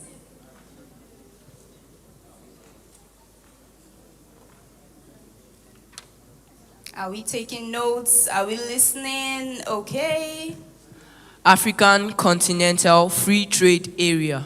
Exactly. A round of applause for him, please. Please come up stage for your voucher.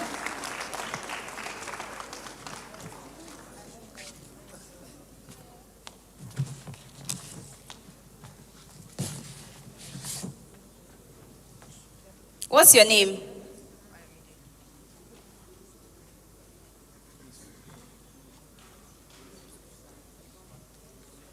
Like I said earlier, for conversations and conferences such as this, it's very important to pay attention and take notes where necessary. What's your name? Akindele Ayomide. Okay, Akindele Ayomide. Thank you for paying attention. And here's a voucher courtesy G Burger, and they're one of the partners of these events. And this is for you. Thank you. Thank you so much. Enjoy. Thank you, ma'am. All right. Up next, we have someone that's going to serenade us. Ladies and gentlemen, please put your hands together for Califire.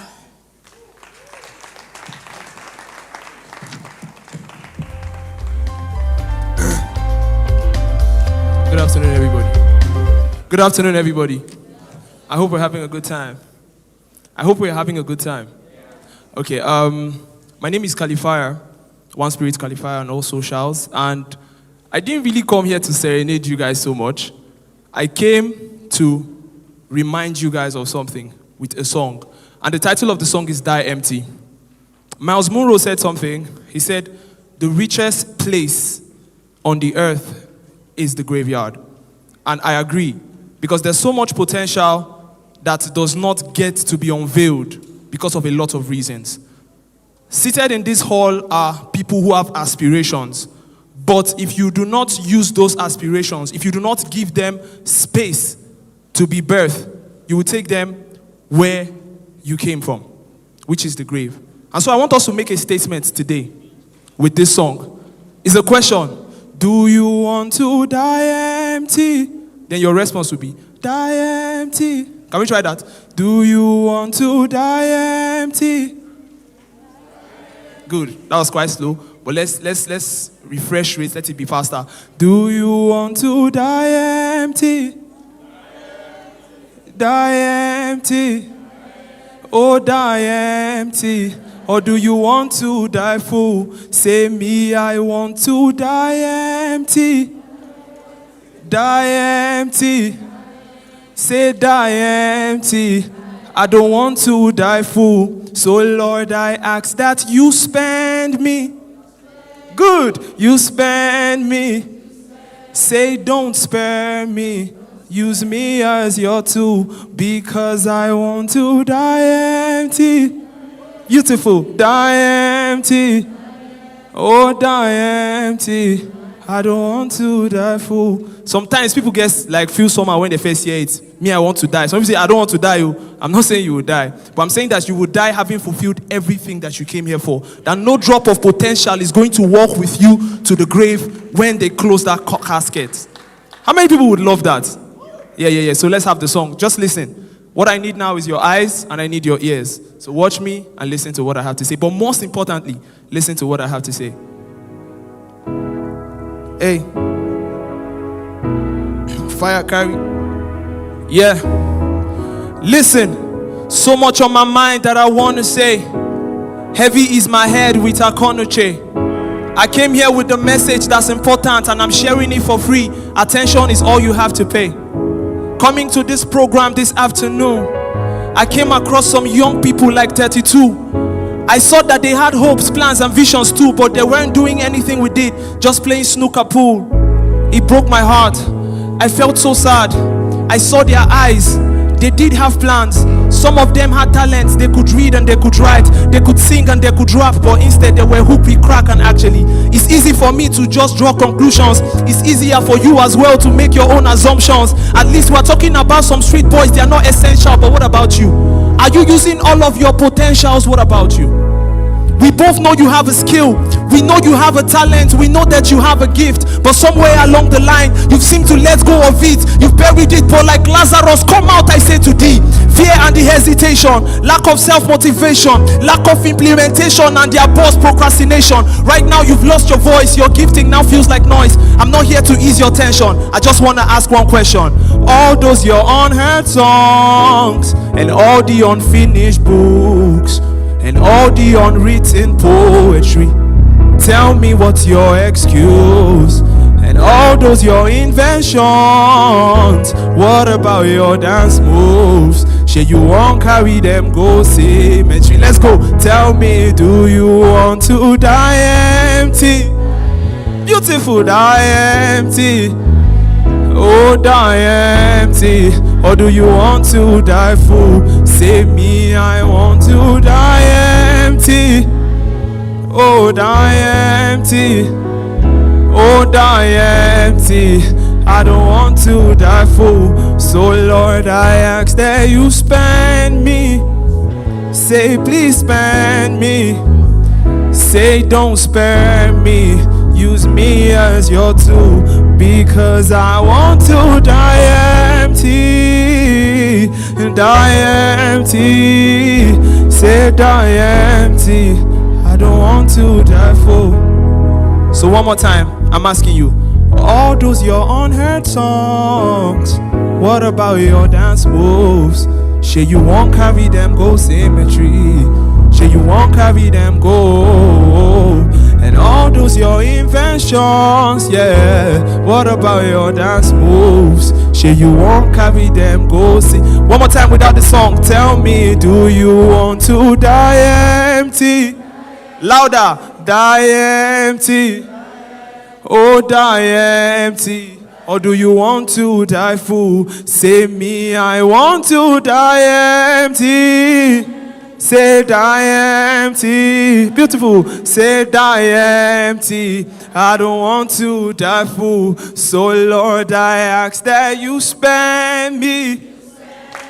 Please spend me. Put your hands together, everybody. Say don't spare me. Use me as your tool, because I want to die empty. Die empty. Die empty. I don't want to die full. Put your hands together for yourselves, everybody. You just made a profession today, and don't ever forget it. Go back to those unfinished projects. Go back to those songs that you haven't finished yet. Go back and finish it. Make a decision today to die empty. I love you so much. My name is Califire, and I'm honored to be a creator just like you. Thank you. Ladies and gentlemen, jam your hands together for Califire. Woo!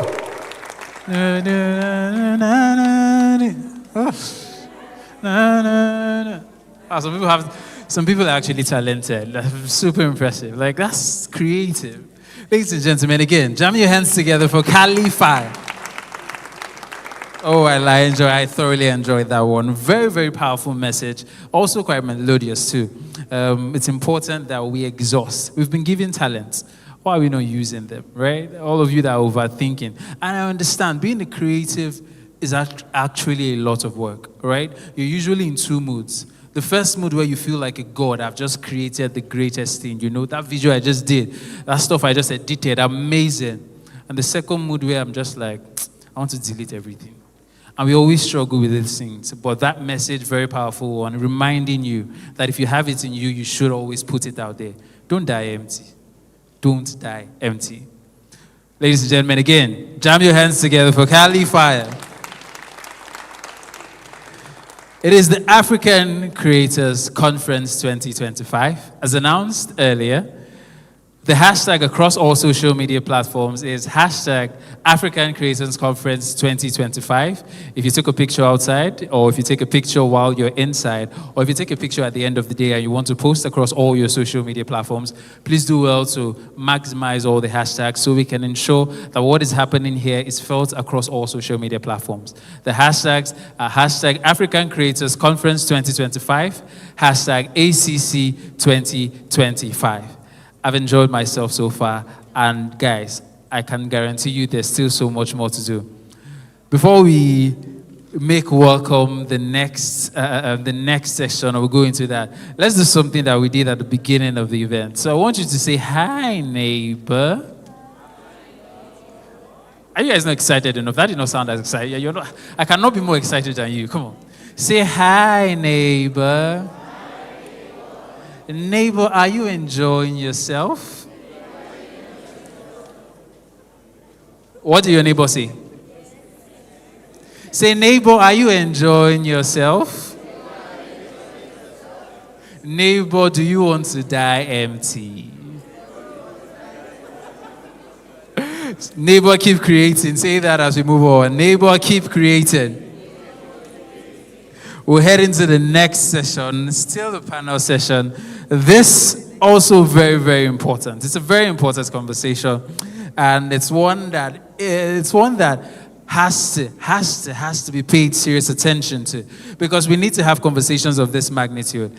And to moderate this amazing session will be the amazing project manager of the African Creators Conference 2025. Ladies and gentlemen, jam your hands together for Madam Geraldine Ogili as she makes her way to the stage.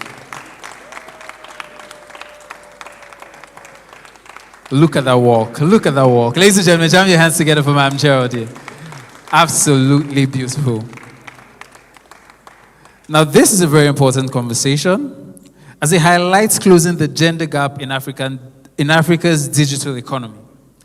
And she will not be alone. Joining her, ladies and gentlemen, jam those resounding hands together for the CEO Tech Terminal Centerpoint Multi-Solution Group, Madam Inedima Obioha. Please jam your hands together for her.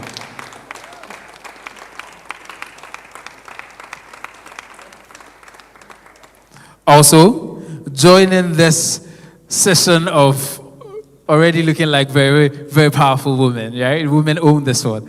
Joining this amazing session, please jam your hands together for the Director Best Center, Dr. Tinuke Timitokwe. You are so much welcome, madam. And last but definitely not least, ladies and gentlemen, please jam your hands together for the amazing Salome Oshe as she makes her way back to the seat. Salome Osha. Please jam your hands together. Please jam your hands together. Geraldine?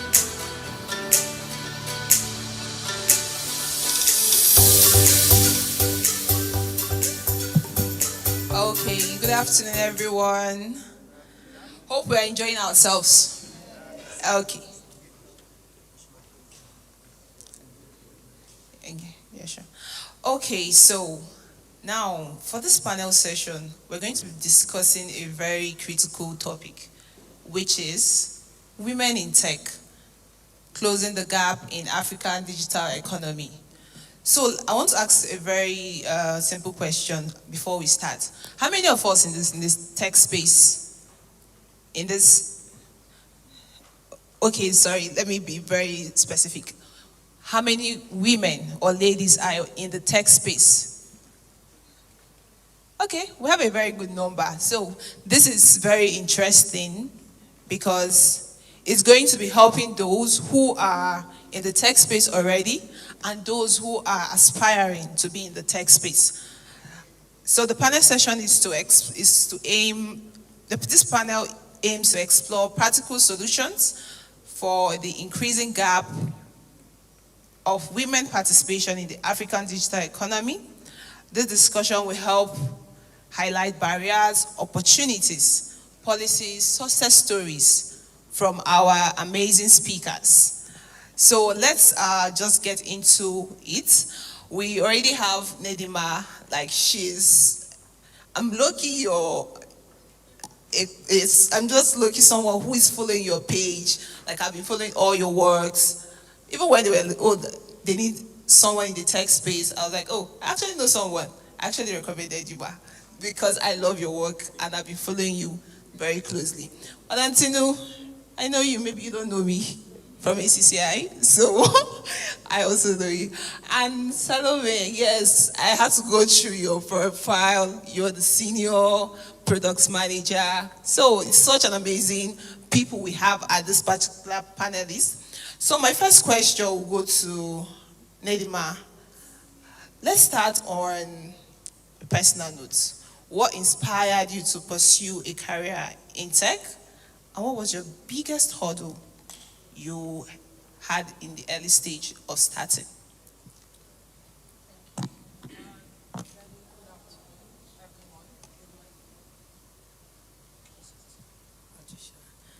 Okay. Good afternoon, everyone. Again, my name is Nedima Obioha. I'm the CEO and founder of Tech Terminal and CPMS.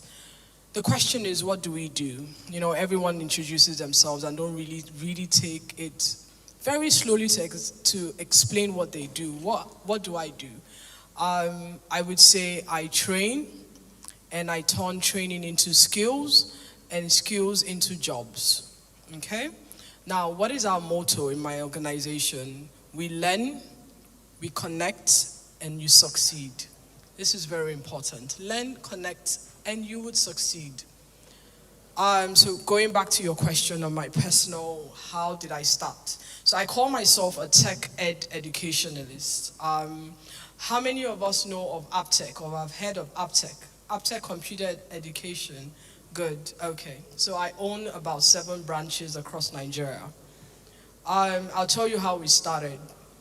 17 years ago, a wise woman saw the gap in tech education, especially in the southeastern parts of Nigeria. Made her research, and she found out that one of the best global recognized computer education in the world is AppTech. Where is AppTech? AppTech is in India. So she flew to India and she bought the franchise and came back to Nigeria, and she opened her first center, which is in Enugu. You know, Enugu, why? Everyone would say, why Enugu? Enugu really, because when you talk about technology now, even till now in Nigeria, you see a lot of technology is more concentrated in the West, mainly Lagos, and I would say maybe a little bit now in Abuja because it's the FCT. So going back to the story, she started her first center in Enugu. So we're looking at 16 years later. Mommy is passed away now, but I have continued her legacy, starting with Enugu. Thank you. Thank you.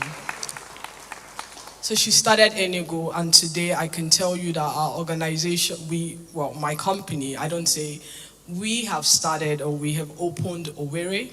In fact, we're across all the southeast now in Nigeria. We're in Owerri, we're in Umuahia, we're in Onitsha, we're in Abakaliki, Ebonyi, and I have actually just opened as well in Kubwa here in Abuja. Thank you. So what am I trying to do? I'm trying to change the ecosystem of tech education for us.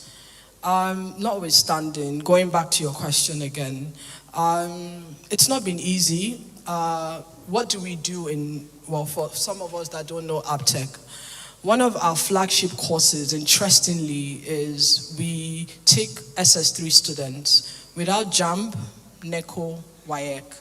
You can come to us and get your BSc in software engineering in 3 years.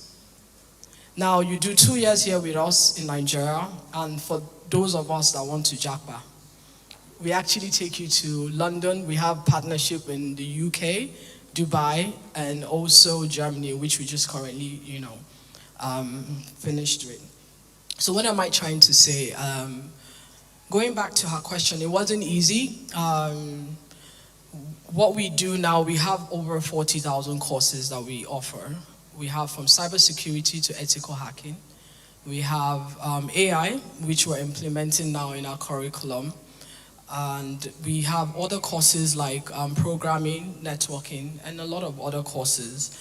For the last 15 years, we've trained over 35,000 students and going on. Thank you. But then the question is, it doesn't stop there.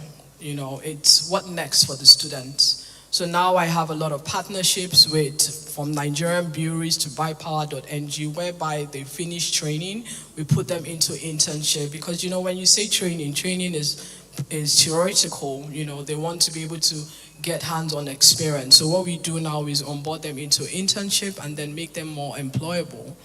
Now, going back to me as a woman, in her question it's not easy, especially in Nigeria, where our voices as women are silent, especially in Nigeria, where women are more known as housewives. And when you get married, you're having to shut off your career and stay home. So it's not been easy for me. Trust me, I still deal with this every day. So it's not easy, but I think it's all about, entering into the space with commitment, confidence, and just putting your heads up and knowing that, as much as a man there can do this, you can do this as well. Thank you. Okay, thank you very much. A round of applause for her, please. Okay, so what caught me there is what a man can do, you also can do it. Now, that brings me to the next question, and this is for Madam Tinu. So, in the workplace, we have workplace bias. You being a woman, you have to prove yourself ×2 that you are as good as the man, because we are being seen as the inferior parts, and we are supposed to be at home, we're supposed to be cooking, taking care of the house. How can companies, startups, build fairer and more inclusive tech workspace? How do we build a workspace that's conducive for women in tech, that help them grow and flourish? How can we do that? Okay, thank you very much. And I would like to appreciate the convener of this event, all the conveners. I know we have co-convener, and each and every one of us that is here today. My name is Dr. Tinike Timitokbe, and I am the director of the Business Entrepreneurship Skills and Technology Center of the Abuja Chamber of Commerce and Industry. I think I'm one of the proud persons, if I'm not the proudest person here today, and I will tell you the reason along the line. The BEST Center, it was established for the purpose of training and capacity building, and most importantly, because we are from a Chamber of Commerce, we stand in the gap to be able to advocate for policies, to be able to support and spur innovation, to be able to enhance skills development, and most importantly, business development and business scaling.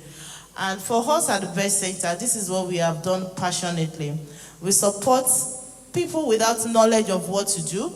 We give them platform and opportunities, and when they come, we also provide them with the training and capacity they need to move from one level to another. Our primary objective is to make them the best employee or employers of labor, which in turn makes them a businessman or a businesswoman. For us at the BEST Center and the Chamber of Commerce in general, we have always been an advocate of gender and disability inclusion and mainstreaming. Even in any space, either in workspace, in business space, in whatever sector, we have always advocated for the importance of gender and disability inclusion. Now, riding on gender, women. Our population in Nigeria, it's an average of 50% women. So we cannot keep differentiating this huge population. And we all know that women are very enterprising. We have the popular saying that when you empower a woman, you empower what? You empower the nation. So it's not as if the men are not doing their best. They are. But women are proven beyond doubt to be enterprising, to be able to multitask. In fact, triple tax or fifth tax, if there is anything like that. So women has proven to be able to bring in innovation, because you can imagine a woman running in between 4 or 5 different tasks that are not related. They are not related, and she's running among them, and she's controlling them, and there are good feedbacks and good reports out of it. So it is very important that women are given the opportunities to be able to prove whom they are. And now, I also want to mention that the narrative is changing. It's fast changing. Gone are the days when you have to prove yourself with your certificate. Then you have a 2-1 from the school. The guy has a 2-1. Both of you presented your 2-1. And they're like, this one is a lady. Let's just go with the guy. No, the narratives are changing. Employers are no longer interested in your certificate. What are they interested in? What you can do. What can you do? I need a website designer. I'm going to tell them, either you're a guy or a lady, send me your portfolio. Then I decide, or I give you a task to do. I need someone to play the violin for me. I don't need your certificate to decide on whom I want to work with. So this is a call to the guys. You have to be on your toes. Gone are the days now that you have to pick a guy because he's a guy. Because the woman will probably say she has menstrual cramp next week and she doesn't come to work, or she's married and she's pregnant, and narratives are changing. And employers, especially in this creative sector and technology sector, have identified this.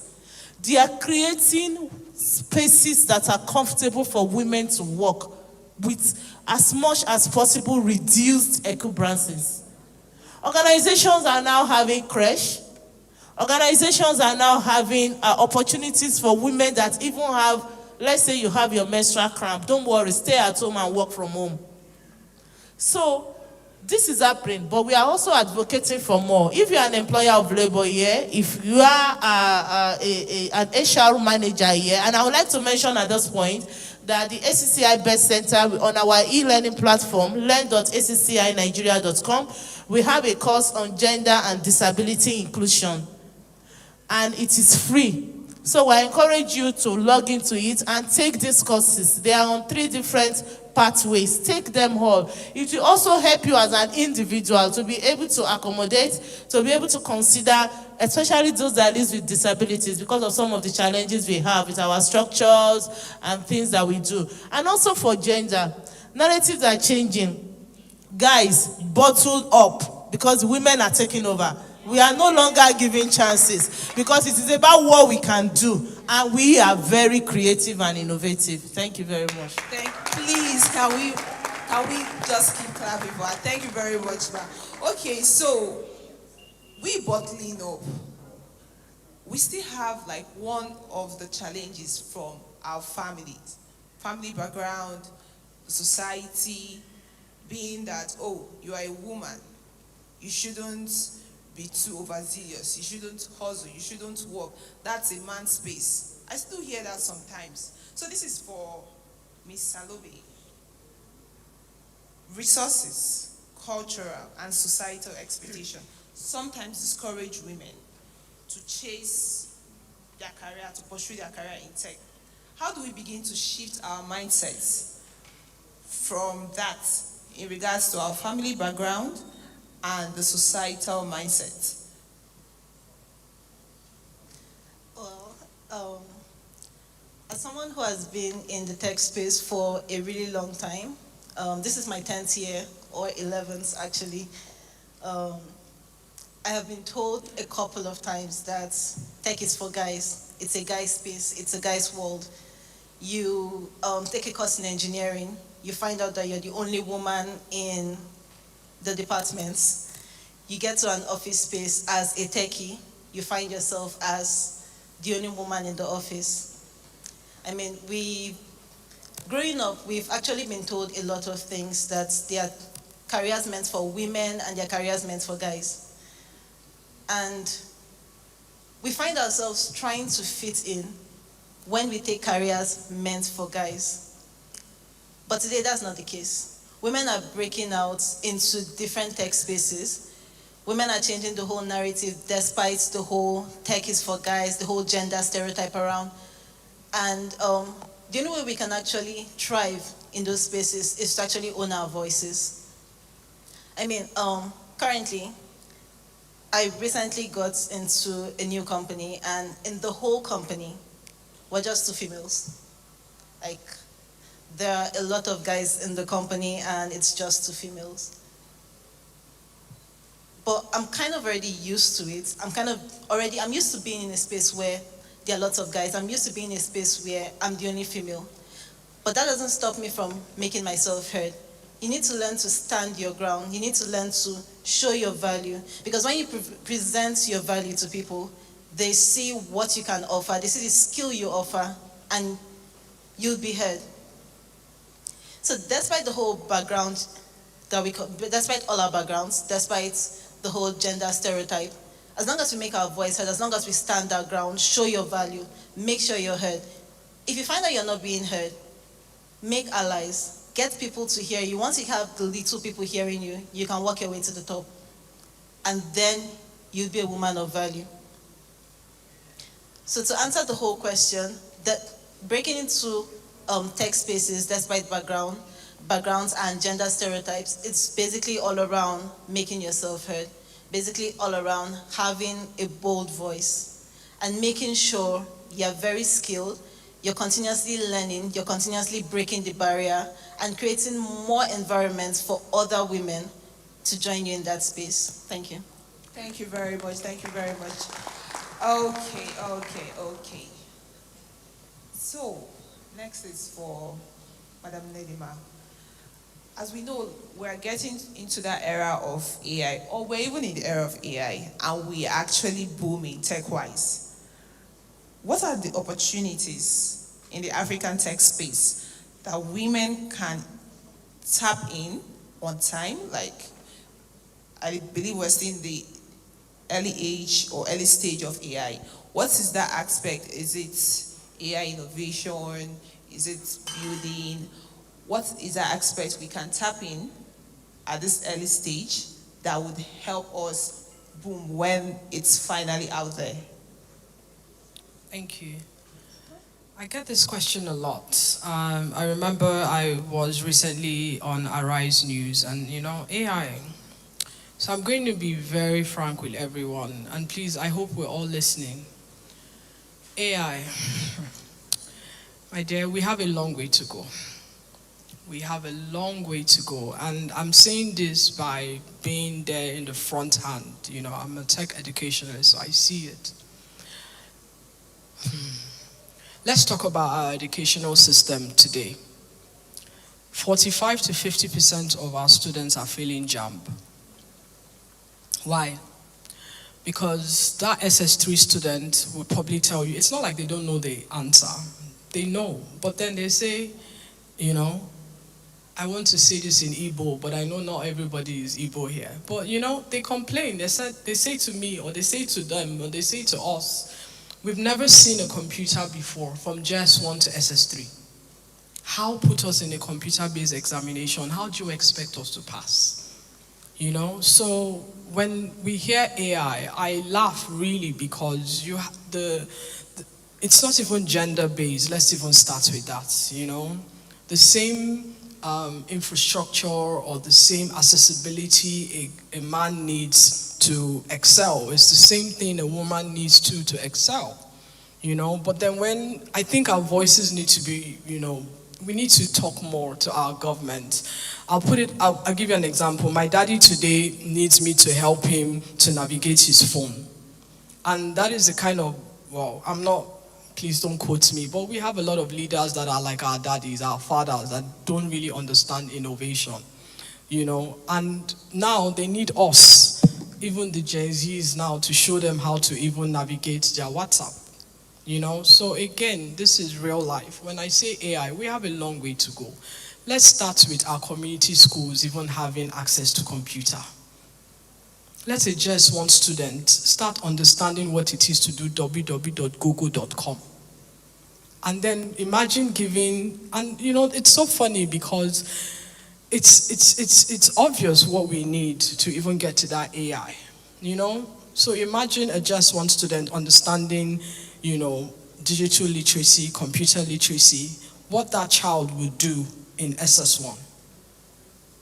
So that is where I would start when we talk about AI. We have a long way to go. We need to speak more about the importance of giving accessibility for digital literacy from the grassroots and then come up. It's an ecosystem, and before you can get to that ecosystem, there's a lot of work that needs to be done. So that when WAEC, now I'm hearing, and NECO comes into digital, because now they're trying to computerize WAEC and NECO. So let me talk about us now that we are understanding a bit about AI. I'll give you a typical practical example. I have a team that is building an ERP. I don't know, how many people know what an ERP is? Please, anyone? Okay. We'll probably get to questions and we understand more on ERP. So I have a current project now with United Nations, UNODC, United Nations on Drug, and they reached out to us to actually build the Nigerian police complaint management system. So you need several people to build this. Now, I'll be quick in this. To build this, you need a project manager, you need a UI UX, front end, back end, you need a web dev guy and all that, Today, I'll tell you fact. What could have lasted maybe a 6-month project with all these teams, AI has simplified it that it's taking less than a month to build. So that's cost effective, and that's, AI basically. But then again, I'm able to get my students. So what I do is I take my skills from my students. I have my students building this thing, But then again, imagine if that student didn't have a clue about computer, not to talk of a clue about how to even navigate AI. And please, let's not forget, they say you must know how to read before you know how to write. So what does that mean? It means you must know the basic before you can understand AI. Thank you. Okay, thank you very much. Okay, so the next question is, Madam Tinu,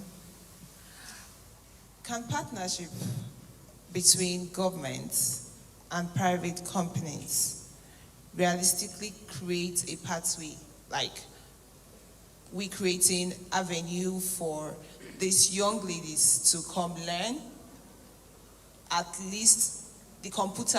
I remember when growing up, my dad would put us in computer schools to go and learn during holidays. Some parents cannot afford that. So is there like any policy on ground for government or private companies to actually put out these calls for students during holidays, or come learn something, just to keep them up and running?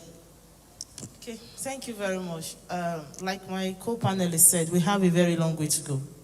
We have a very, very, very long way to go. Policy, one of the challenges in Nigeria, sometimes I tend to agree that policy is not our issues. But when it gets to situations, especially in tech, policy is a major problem in Nigeria. There are no tech-enabled policy in Nigeria. WAEC and NECO says SS3 students are going to write their exams using computer. How many of the students has access to the computer? How many? So that is where the problem comes from.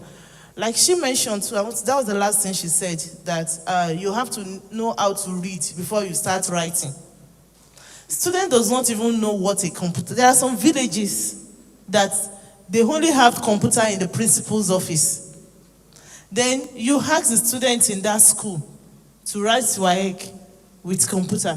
Obviously, they are going to fail, except there is exam malpractices. And that is what the teachers are going to do. Don't let us hide. The teachers are going to get computers and do the exam malpractices for them because the students knows it, but they can't put in use the computer. So now, back to your question. There is a lot. One of the things that we facilitate at the ACCI is industry-academia collaboration. How do we ensure that what we learn in school is actually what the industry requires? And as a matter of fact, we collaborate very well with universities to do this. Number one, top on the list is University of Abuja. We are also working with other universities in Abuja. So there is a huge gap. Government, industry, educational institution. These three formidable institutions need to come together to bridge this gap. I wish we had started like 10 years ago, but it's also never too late to start. So there is a lot that could be done within that frame.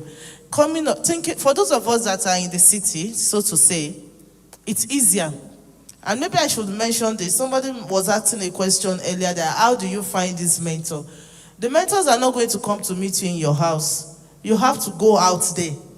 You have to go to forums like this. You have to associate with organizations. There and where is where you are going to find the mentors. So for those of us that are in the cities, we have to go out. We have to use our phones, our smartphones and the internet to our advantage, not just to make money for people on social media. We have to find this information because the government is not going to drop these things we need on our hands. We have to find those things we need and collect it by force. Seek knowledge, seek capacity. Mr. Lawa was talking about ICSS. There is a lot of information in that curriculum that even for already existing businesses for years, it would seem as if you don't know anything about business. So there is a lot of information out there. So we have to be deliberate about finding this information and riding on this information and platforms. Thank you.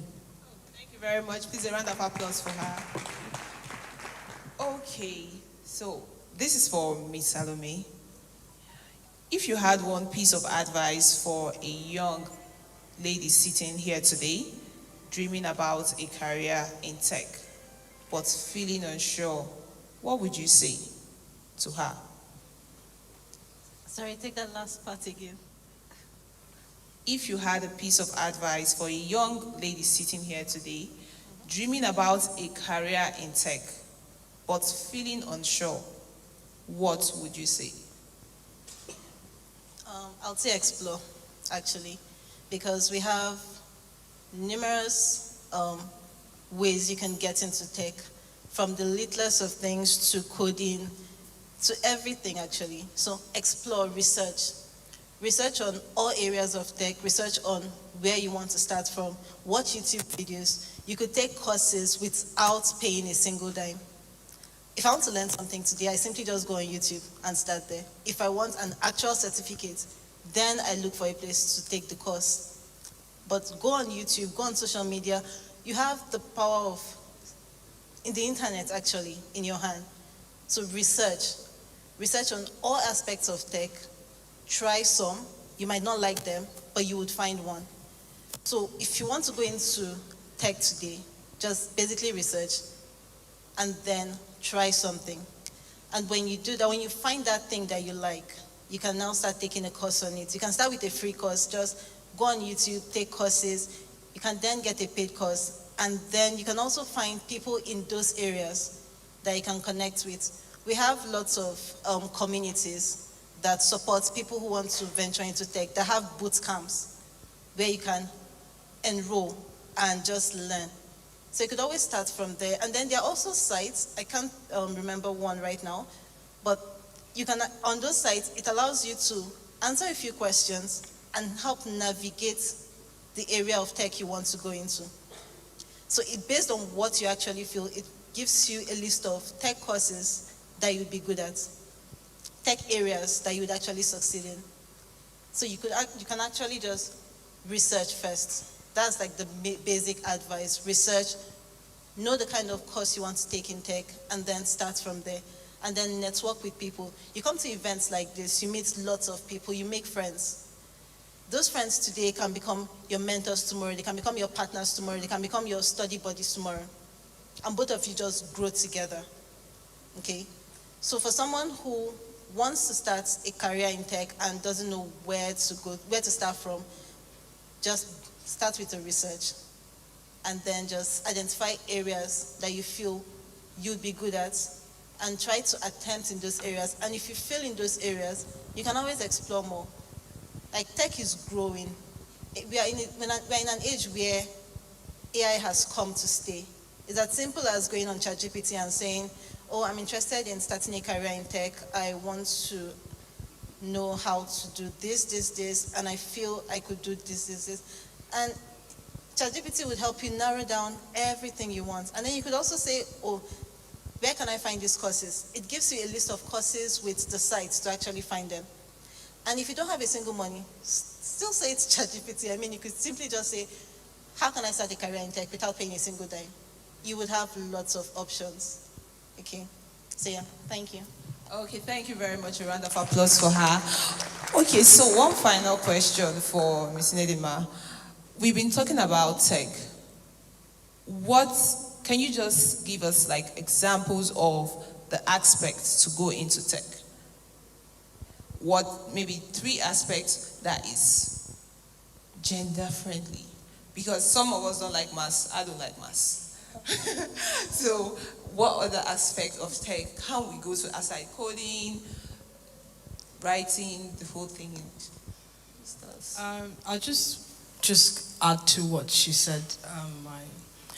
I think it starts with your mindset. You know, it starts with your mind. It's like, I'll give you an example. And then coming as my gender as a woman, you know, mindset. So let's say we want to join the gym, you know, and in the community or the closest gym to you, you go there to peep. And then every time you go there to peep, there's always men. Because, you know, I can remember 3-5 years ago, it was mostly men that used to go to the gym. But you know that you need to lose weight, or you know that you need to start going to this gym, right? So that's where the question or the answer comes in. So the mindset is what stops you before you even think of what it is that you want to do. Now, I would say this, for me, I would go to that gym.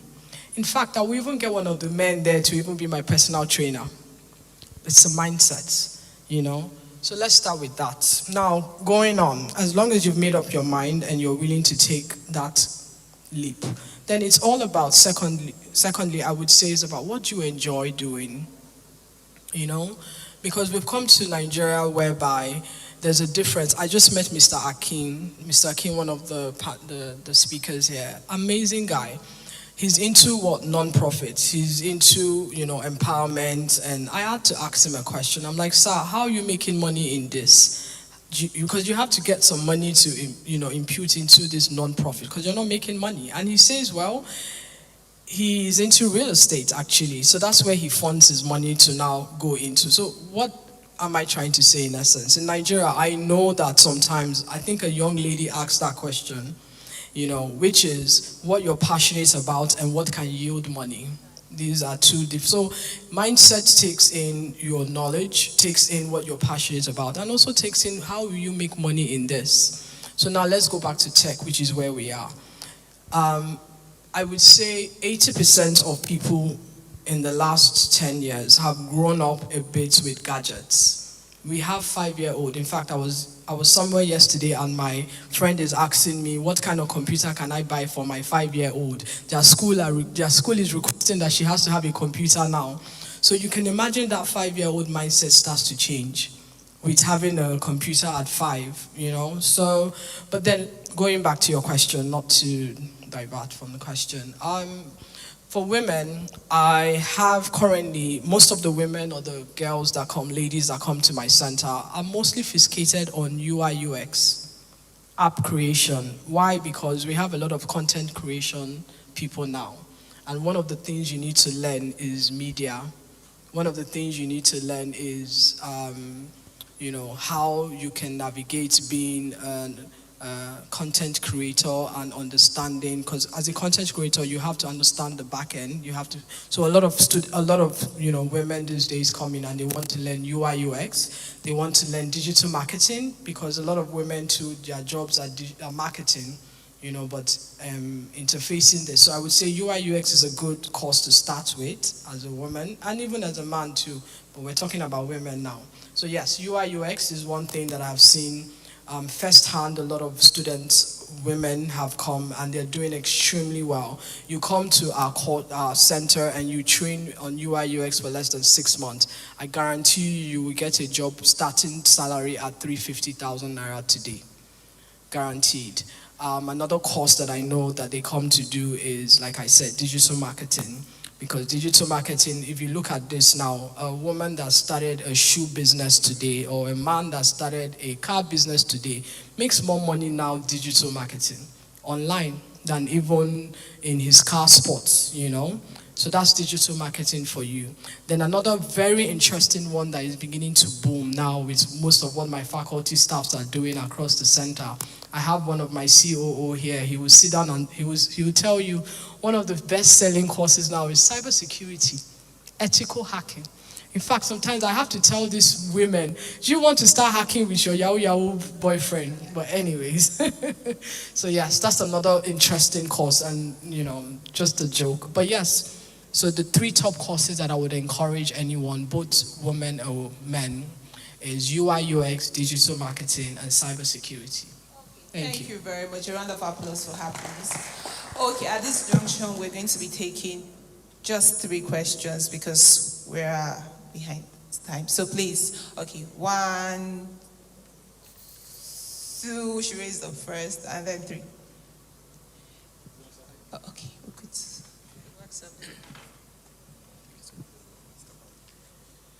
Just please make it brief and short, 30 seconds. Thank you very much. My name is Yemi. It's a privilege to be here. So the first question brought about curiosity for me. When I got to the venue, I saw a banner that says that, will AI take our jobs? So I'm directing this question to the MD of Aptech. That's one question. And the second one, as conversation around women in tech continues to grow, how can Africa move beyond surface level inclusion to create real opportunities that empower women not just as employees, but as founders, innovators, and leaders in digital economy? What practical steps can be taken to overcome systemic barriers such as limited access to funding, mentorship, digital education, especially for women in rural or undeserved communities? And finally, how can men, institutions, and policymakers play an active role in closing the gender gap so that Africa's digital economy becomes not only inclusive, but also globally competitive by leveraging the full potential of the female talent? Thank you. Thank you very much. That was a long one. Yumi has asked all the 3 questions. You should have said 3 questions for 3 different people. Yes, please go ahead. Is that directed to me? I'm scared. I'm just going to generalize it, yeah? And again, experience of what I've seen. We have, honestly, we've gone far, let me not lie, and we have youths now that are even manufacturing their own computers, their own gadgets, their own phones. But I'm going to go back to what Madame said the other time, which is we need to, you need to get more involved. For instance, we wake up every morning. I think one of the first things that we do is we bring our phone and we're on Instagram, right? Now, do you know that you can learn so much on Instagram by, she said, getting involved? Because they're not going to come to you. You have to get them, you have to get to them. So when I open my Instagram, for instance, and Instagram's algorithm is so amazing that whatever you continue to see or you really see on Instagram is what they will give back to you, basically. But if you open, for instance, my Instagram page, most of what you would see is impact, AI. So again, it's all based going back to you and what it is that, you research yourself on. So that's, I think, one of your 3 questions. And I think it's a lot of questions, so I'm going to try and remember. Sorry, sir, please, can you remind me one of the second I was asking one. if AI will take jobs. I'm sorry? He asked that. If AI will take jobs, take our jobs. In Nigeria, in Africa, okay. First of all, I want to identify statistically, please don't quote me, but I think Africa actually has one of the largest youth population in the world right now, And believe it or not, I believe if we continue the way we are doing now, in the next 10 years, we will change the narrative. I believe in the next 10 years, we should be able to even start producing the next iPhone. These iPhones were created in China, but what has India done? They have perfected labor. Now, iPhone 16 was manufactured in India, So going back to your question in AI, can it replace jobs in Africa? It's already doing that. That's the truth. Go to South Africa. I was in South Africa the other day, and I actually noticed that there are hardly so much workers in the banks. Because you go to the machine and it literally does everything for you. It deposits your check. It does everything a teller person would do, I'm not going to use us compare us to China. I was also in China last month and I realized that ATM machines are gone, Look at us here in Nigeria now. AI is about to bankrupt ATM. When was the last time anyone withdrew money from ATM? When a POS person is beside and can withdraw much more than the POS would do. So I say it's there now in Africa. Will it come to Nigeria? Yes. But again, it's for us to keep on identifying the need of these things, Let's start again with, a lot of center of excellences are actually opening in our communities, in our universities and polytechnic. And then a lot of grants are being brought up now, And I think the reason, honestly, there are a lot of grants. If you are aware and you're doing a lot of research, like I've said on Instagram, stop looking at influencers that are carrying designer bags and flying up and down. Go back and change your algorithm in your research and research more, better things, So for instance now, if you research more, you will see that there is millions, IDICE, I don't know if anyone has heard of IDICE. IDICE is a digital creative enterprise that has $617 million grant to change the ecosystem of digitalization, computer literacy. Now think about this money coming in. I pray by the grace of God it really comes in. But think about the ecosystem of how that would change in the next 10 years. Do you understand? So again, going back to your question, I think it started in Africa, but in Nigeria, maybe not as much, but we are getting there. Thank you. Thank you very much. Please, we'll continue every other question after that. We've exceeded our time. So thank you very much, and thank you to my amazing panelists. You guys did an amazing job. Thank you, everyone. Thank you so much, our panelists. Please, before you go, where can they find you in case they have questions? LinkedIn, social media handles, so they can just message you directly. My social media handle is at NNEDMA, I think. Yes. Dr. Sino? Okay, just Google Tinuke Temitokwe, ACCI Breast Center. I'm sure you find more than enough information you need. Well, for me, just go on LinkedIn, search Salome Osha, and you find me. Salome Osha. Osha, yes. Well, my name is just Geraldine Ogidi. Thank you so much. Please, before you go, we'll have a short photo session with Mr. Pike and Mr. Ismail, please. And the co-founders as well. Please, a round of applause for them.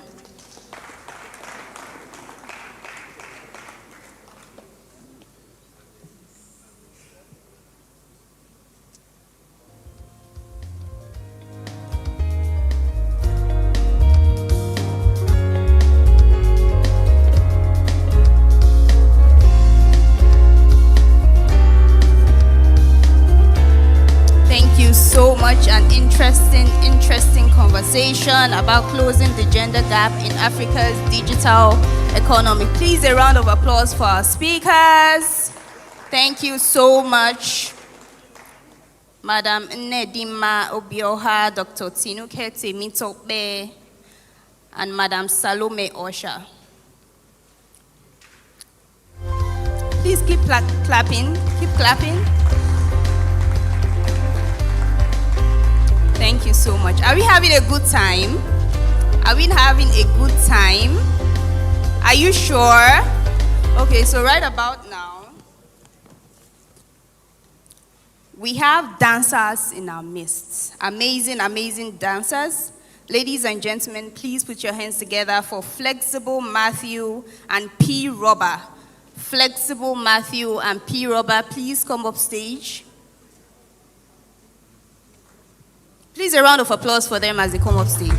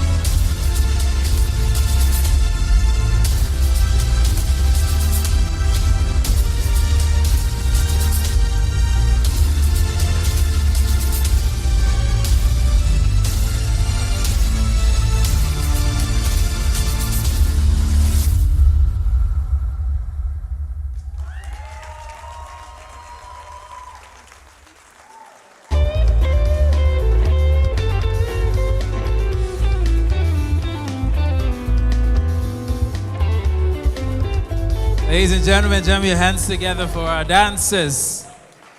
I was so scared while that was going on because there was a lot of body bending. If something had broken here now, it would have been tragic. But please jam your hands together again for them. An absolutely stellar performance. It's been interesting conversation after interesting conversation. It's been an avenue for learning after avenue for learning. I personally have enjoyed every bit of it. The amazing panelist session we just witnessed with that very interesting question about whether AI will take jobs. As I said yesterday, if we all choose not to have jobs, AI will have nothing to take. So yes, you know what to do. But yes, with that said, we'll go straight into the next part. One part which I like and which I always encourage at an event. It's an avenue for networking, time to get to know each other. We'll take a quick break while we go outside and interact, exchange pleasantries, exchange contacts, introduce yourself to people, ask the right questions, and ensure that you leave a memorable impact to everybody that you come in contact with. We still have a lot lined up. We have a leveraging social media workshop coming right up after that. We also have a lot of giveaways. Our friends and some of our partners at G-Burger and Holy Land have put together so many amazing things that they want to give out to you guys. So I would advise that you do not go nowhere. Also, we have a startup spotlight right up. A lot of startups will be coming on here, and they'll be pitching what they do to as many that are interested to engage them. So it's a power-packed event that we have lined up for you guys. So I admonish that you do not go anywhere. But right now, take time, 10, 15. Okay, let's do 10 minutes because we don't have all the time in the world. So 10 minutes. Our studio will be playing some good music, and I would admonish that you guys go, talk to each other, interact with one another, and get to know each other better. It's a networking break. We'll be back in 10 minutes. Ladies and gentlemen, it is the African Creators Conference 2025, Day 2. See you in 10. Bye.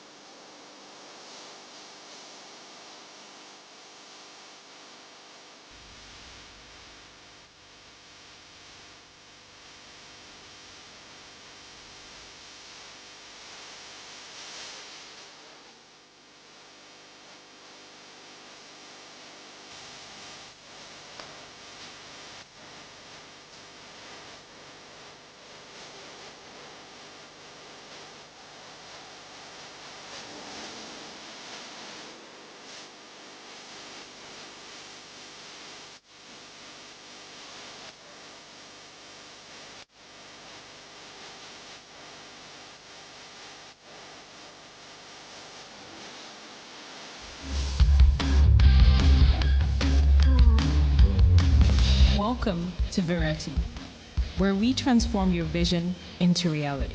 At Verity, our mission is to increase the impact of visual technology in every aspect of human decision making. With integrity and creativity at our core, we bridge the gap between property descriptions and reality. Imagine experiencing a home or a vacation spot from the comfort of your couch with our cutting-edge 360 viewing technology. Say goodbye to the hassles of property inspection and time-consuming searches. Enjoy the ease, convenience, and freedom to explore with Verity. Join us at Verity and unlock a whole new perspective on property tours and space hosting. Verity, redefining the visual experience.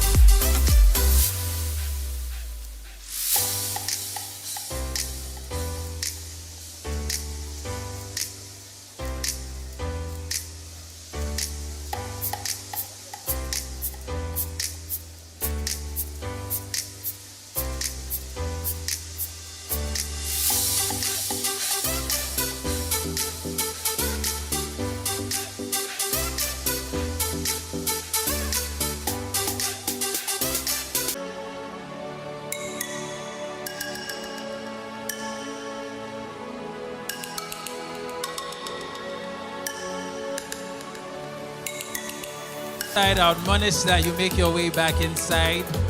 If you are still interacting with people, I admonish that you start.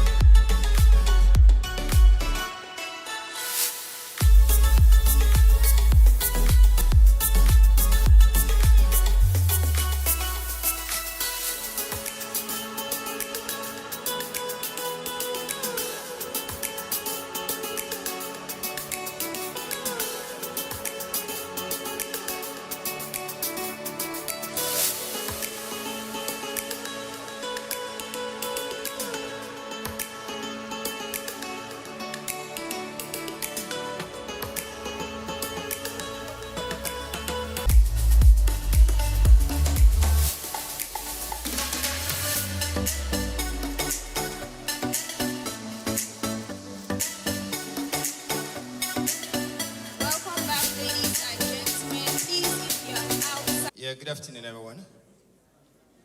Yeah, how are we doing? Yeah, how are we doing? How are we doing? How are we doing today? All right, so because we don't have much time, we're supposed to have our last section yesterday, And that's why we're having the ND section for the Holy Land Academy work yesterday. And that's why we're having the ND section for the Holy Land Academy workshop. And Benin Republic. Our works blend poetry with Benin Republic. Our meant creating a space for dialogue. Thank you. I want to tell you a story. Please, thank you. I want to tell you a story. Please, let's get seated and let's come to class because we're going to have practical sessions. Story, story. Stories, it means untimely death, right? Call to glory. The person died well, right? Celebration of life. Possibly the person is really old. This is to tell you that don't just, when we say let's tell stories as content creators and posted online, or you make videos for people. Thank you so much. When we talk about story, I want you to come with the mindset that beyond you living, if you're the one creating the story or you're creating story for someone, I want you to understand that beyond you living, the dead still tell story. And even when people are gone, there are certain stories that would still be told about them. Today, I'm going to be talking to you, finding your voice, building confidence to perform your story. The highlight for today's conversation is storytelling. And I will be giving you certain rules. I understand that to rules there are exceptions, but to the rules I will be giving you today, I don't think there is any exception. I'm open to your questions regarding or a deliverable, giving you a deliverable that is worth $1 million. If I get to your office and I'm not well dressed, there is a tendency that though you would give me that money for the job done, there's a story my outfit had possibly spoken about you. About me? Am I communicating?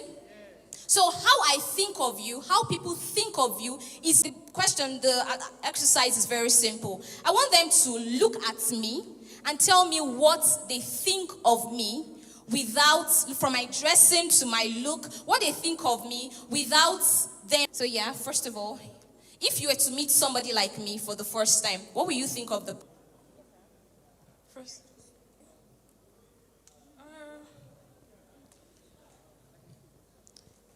First of all, I'll say you're dressing very casual, so I don't think you were. Does that work? So what else? Yeah.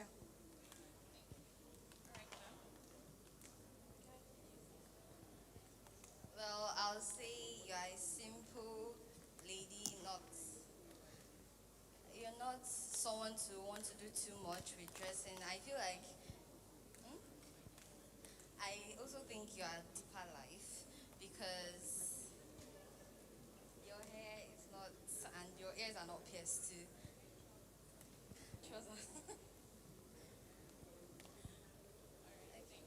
Please put your hands together for both of them. Please put your hands together for both of them. First of all, the first lady said something. She said, I look casual, which means I am not working in a corporate institution. So let's say we're having a corporate to you. There is a tendency that somebody would look at me and say, I did not read the room before coming in. Am I communicating? Now, our beautiful lady said she thinks I attend what church? Because of what? She looked at my ear and she may possibly be wrong. Do you get? But if I have to prove, I'll start telling her, can't you see that I'm putting on trousers? Can't you see I did this? I have to prove to her that I am not who she thinks I am. I will spend more time proving to her when I could have just made that statement known to her. Okay, storytelling basically is the art of storytelling, is the art of telling stories. And beyond you saying you are narrating a story, storytelling is you intentionally telling a story. I can come here. I hope you know some of us buy our hips. You know some of us buy our hips. And when we buy our hips, somebody will think we are figure eights. Am I communicating? Because it's an art. It's intentional. There are certain rooms you would get into. And if you look in certain ways, even if that your look is approachable, some persons will not interact with you because of the way you look.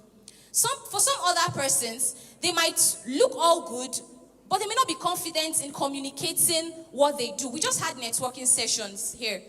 Somebody walked up to me. I can't figure out the person's face right now. Someone walked up to me to speak to me. And immediately he came to me. He shook my hand. I stood to have a conversation with him. And he was like, no, I should sit down. In communication, I had to stand up, showing that I respect the person who had approached me for networking.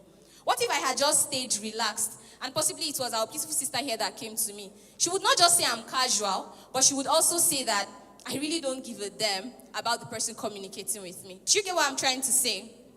All right, so storytelling is an intentional art of shaping a perspective, giving a voice to your narrative. If I come here and I say, good morning, everybody, how are you doing? This sister, I like her voice, it's very deep. Hope I'm communicating with everyone. So don't you put in your camera and shooting. All right, rule two. Rule two has to do with 3 words that are very, very important in our discussion for today. Our discussion for today is finding your voice, building confidence to tell your story. There is no storyteller without a voice.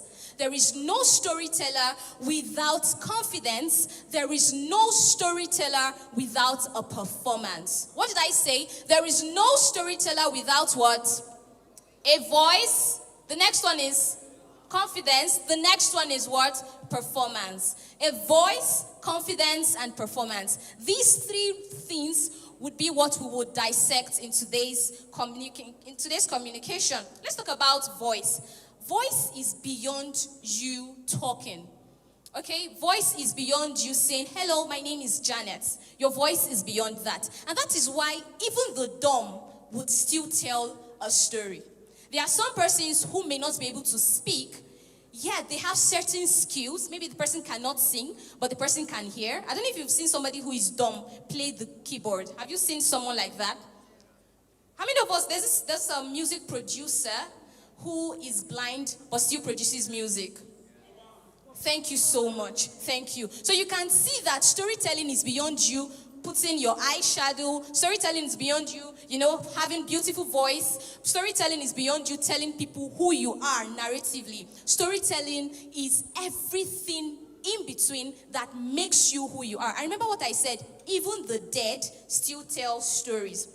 Your voice is not just the sound you make. It is your identity. It is your tool for influence. Somebody mentioned Cobams. One of his tools for influence is what? One of his tools for influence is what? Thank you so much. All right, moving forward, let's talk about rule 3. Rule 3, yeah? Your voice is your what? Please, let's read together. Your voice is what? Your what? No one else has that voice. Again, remember I said it's beyond how you sound. It is everything in between that makes you who you are, that gives you the influence that you have. The next one is what? Silence allows others to write your story. If you do not tell your story, someone else will tell the story for you. Have you ever been in a situation where they say, why did you come late? Before you answer, somebody had already answered. Have you ever had that situation? The person speaks for you and you're like, that's not why I came late, but it's fine. Have you ever been in that situation? Yeah. So if you do not tell your story, someone else will tell your story. Great storytellers are remembered for how they told their stories, not just for the story they make. Think about the biggest creator or the creators you admire. It's not just about the content they make, but how they make their content. All right, let's move to confidence. Confidence is not the absence of fear. It's you doing it regardless. Confidence is not the absence of fear. Some of us here might be having, you might cringe because you feel scared to start that content creation. I'm a spoken word artist, by the way, and I have performed in so many rooms. I've performed at the UN House. I've performed under Ashoka. I've performed with the German Embassy. For all these events I have gone for, I have not always gone there with so much glam and confidence. Sometimes, even the brightest of mind have stage fright. When you say I'm scared to speak, it just comes in different levels. For some of us, I was seated here yesterday to speak. I was supposed to speak yesterday. Believe me, I went home having kata. Maybe the kata came as a result of, my mind saying, I'm about to speak today. Not because I've never spoken somewhere, but because I was like, hope everyone will get what I'm trying to say. Hope I'm going to get it right. But that does not mean I wasn't confident in myself. Confidence is not the absence of fear, but the ability to stand to tell your story despite that fear. All right, rule number 4, we have goal, preparation, and execution. Here, in telling your story, you must have a goal. There's something in my head about me coming here today. When you check my outfit, I was very intentional about putting my outfit together. I did not want to come in here and then look. Maybe I did not want to come in. Of course, I'm not putting on a wig. I did not make my hair. So if I just come here with a plain gown, it would not give the statement of a creator. Am I communicating? You know, there's a way content creators used to look like. And this is giving the content creator vibes. I work in a corporate institution. I dare not go to the office looking like this. Okay, so I had a goal, a plan. You have to plan. Okay, I'm going to come here. How would I speak? When I came here, I said story. That was intentional. I did not just come on stage and start saying story. I had to plan. And aside planning or preparation, execution is very, very important. Irrespective of how well you've planned, if you don't carry out your plan, if you don't execute, at the end of the day, you are similar, or you are likened to the person who never had that intention or that goal. Let's talk about performance. You must be an active subject in your story. Tell somebody, do not let somebody tell your story. Please do that. Do not let somebody tell your story.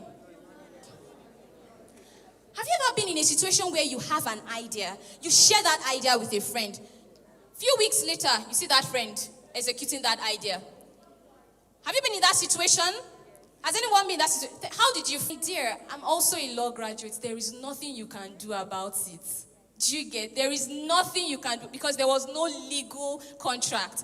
I told you, I'm going to speak at so place. This is what I'm going to do. And then the next thing, one of the speakers comes up and says, the speaker before me comes up and says, story. And then I come up. I cannot say story again because somebody has taken that idea. Do you get? So performance is you being that active agent in your story. You must be very intentional about creating the kind of perception you want others to have about you. Remember when I started, I said perception is the world's most expensive brand. You must be the main conversation. Please tell someone, I will be the main conversation in my story. Conversation in my story. Thank you. Now, I'm going to move to rule 5. I've spoken about a lot of rules now.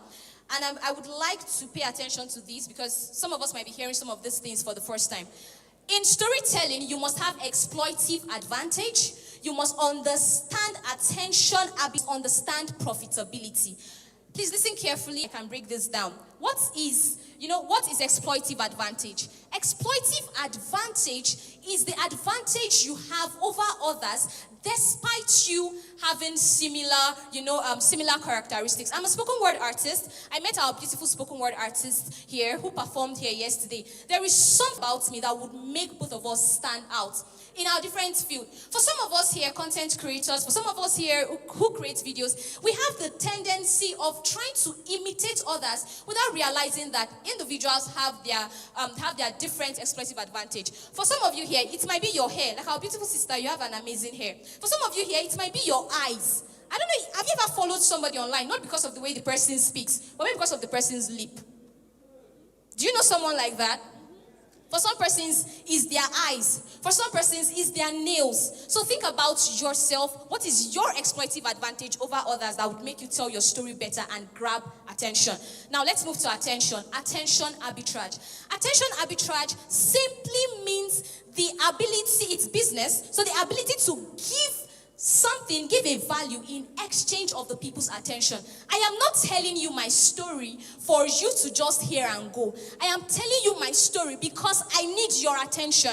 If I come here speaking to you and everybody is moving here and there, somebody is eating, I would not feel happy. It would make me feel like my preparations were in vain. All right? So understand that in storytelling, you must give something valuable. And you understanding how to give something valuable is you understanding what your exploitive advantage is against others in similar fields, so that you don't end up being the copycat of another person. Now let's talk about profitability. Profitability is relative. What is profitable to me might not be what is profitable to you. So to me, I might be a spoken word artist because I want to make money. Like, I want to make money in that field. So when I show up every day, I'm not showing up because I want people to know me. I'm actually showing up because there are certain kinds of people that if they know me, I would make money. And if I have so many following and certain kinds of people don't know me, it is not profitable to me. What is profitable to you might be visibility. So at every point in time, when you want to tell a story, ensure that you outline. Remember we talked about goal, preparation, and execution. Outline what is profitable to you. And what is profitable to you might also be in different stages. Right now, in your content creation journey, you might be all about documenting your process. At some point, it might be all about increased visibility, and at some point, it might be finance. So let's quickly move on. All right, I'm gonna brush this really fast so we can round off. Part of storytelling, there are certain structures to storytelling. You must have a hook, something that captivates others. You must have conflicts in your story. What is conflict? Conflicts, internal conflicts, external conflicts. It means that there is something you as a storyteller, you are always against. For me, as a spoken word artist, I'm always against getting the people's attention. So I do not just want to perform and leave the stage. I want to perform and be the experience or be your experience on stage or at that event. So your story should have how your challenge, how your problems are being overcome. And finally, there must be a takeaway lesson for your audience. All right. I told you I'm a spoken word poet. And just a brief one, there's a difference between spoken word poetry and spoken word. Spoken word is everything that has to do with oral performance. Rap, trap, rhymes, they are spoken word. Spoken word poetry is you infusing poetry, the qualities of poetry into spoken word. So having said that, I had to rush my session, my facilitation. Having said that, my name is Adeyemo Jistofumi Janet. I do believe that going forward, you would tell your stories better.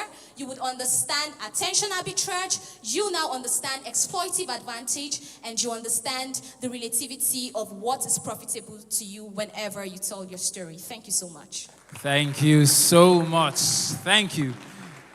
Ladies and gentlemen, jam your hands together for that amazing rendition on the importance of story. For that amazing rendition, I think I thoroughly enjoyed that one. We'll go straight into our workshop. One part that I think I announced earlier. It's an amazing, interesting opportunity because the work revolves around leveraging social media for entrepreneurs. And some of the basics of storytelling. And beyond basics, I think she did an extensive job with regards equipping you with the knowledge on storytelling. Now you're an storyteller, and now it's time to leverage social media. But how can you do that as an entrepreneur? Ladies and gentlemen, to take us further in this next session, allow me to welcome the guys from See and Lead to take us through this conversation on leveraging social media. Please jam your hands together for the content creation team by See and Lead. You're welcome, sir.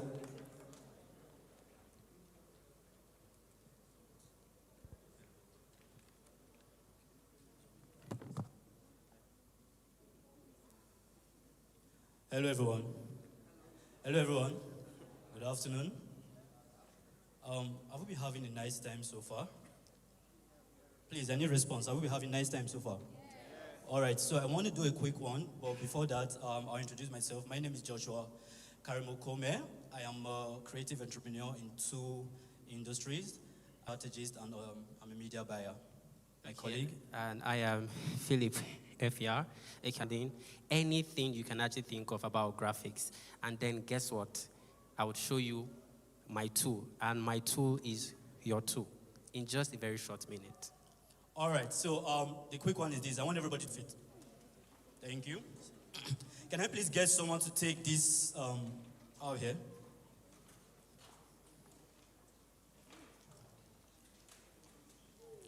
All right. So I'm going to call 4 numbers. 1, 2, 4. 1, 2, 3, 4. Can you hear me? Can you hear me? All right. So number 1, this is what you're going to do. Number 1, you pick a partner around you by your side. Anybody? Number 1 is this. High 10. Can you hear me? Number 1, high 10. Let's go. High 10. Number 1. What's number 1? What is number 1? Number 2, jump. Number 2, jump. Number 3, bend down. Number 3, bend down. Yeah. Number 4, turn around. Turn around, 360, turn around. All right, so number 1 is what? I can't see. Number 1. Number 1. Number 2. Number 2. Number 3. Number 3. Number 4. Number 4? All right, so I'm going to call in these numbers randomly. Then you do that. Is that clear? So I'll give you the basic. Number 1, 2, 3, 4. 1, 2, 3, 4. All right, are you good? Do you understand now? Do you understand? All right, so this is the energizer section. So I want you guys to just feel free because we're going to be having a lot of practicals with this session, okay? So let's just do it quickly. Are you ready? Are you ready? 3, 1, 2, 4. 1, 2, 3. All right, hold on, hold on. Do you understand now? Do you understand now? I want feedback because that's what we're going to be doing with our practicals. So number 1 is what? Number 1 is what? Number 2 is what? The speaker just spoke about attention. Listen. Number 2 is what? Number 3 is what? Number 3 is what? Number 4? Number 4? Are you ready now? Are you ready? 4, 3, 1, 2, 1, 1, 1, 1, 1, 1, 1, 2, 2, 2, 2, 4, 4, 4, 4, 3, 1. A round of applause for yourself. A round of applause for yourself. I'm sure you're stretched out right now. All right, so we're talking about leveraging social media for what? Leveraging social media for what? Sorry? That's not what he said. You guys are not paying attention. Leveraging social media for entrepreneurs. How many of us here have businesses? Small online businesses? Raise up your hands. At the top of your voice, scream 1. Just scream. At the top of your voice, scream your business. Sleep with what? People scream. Scream your business name. Sorry? All right, so what you guys just did is to be able to say what your business is all about. Now, we talked about, your previous speaker spoke about attention. This is what I'll say. Content, everybody talk about content is king, content is king. To me, content is not king. Ask me what content is. Content is queen. Ask me what the king is. Ask is consistency. Content is queen, consistency is king. All right, so this is how this is going to be. We use social media for visibility of our business, our brands, and whatnot. We use it for awareness. We use it for engagement, and that is how to leverage use social media to leverage for our brands, right? Now, the one major thing that we use on social media are visuals. 1, video content, and 2, graphic content. Am I correct? Am I correct? Right. Visuals, you tell story with your videos, you tell story with your graphics. Now, a lot of us here are not consistent in putting out content for visibility. A lot of us here are not consistent in putting out content for your brand awareness. A lot of us here are not consistent in putting out content for engagement. I just engaged you guys with that little drill. And you guys are like, oh, you're stretched out and everything. Now you're talking about something, sleep with something and another brand. How do people engage with you if you are not consistent in putting out content? Now that's a little bit of a dilemma for us because we're in this country and everything is like kind of slow. But I'm here to help us make it simple, because the confidence we need and to take action. Now, in doing that, I want everybody to stand up with your phone. Do you guys, please, in your phone right now, talking to the camera, introduce yourself. Hi, my name is blah, blah, blah, blah, blah. I say hey, or I'm a thrifter, or what have you. And I'm here at the what? African Creators. And I would like you to follow me for more info about my brand, or for more info about this, or to get this latest hair, or what have you. And then just post. Now, you don't need to drag yourself and go to CapCut and do all of those editing and razzmatazz and everything, which is good. But first, you can do.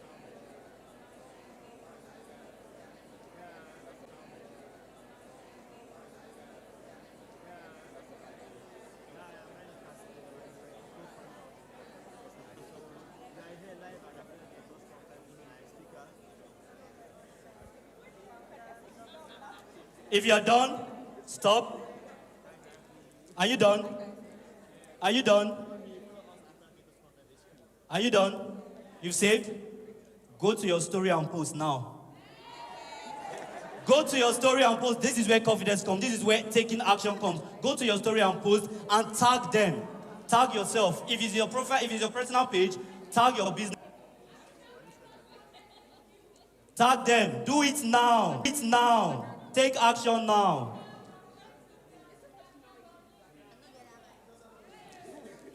When you're done, say done. When you're done, just scream done. When you're done, scream done. Are you done?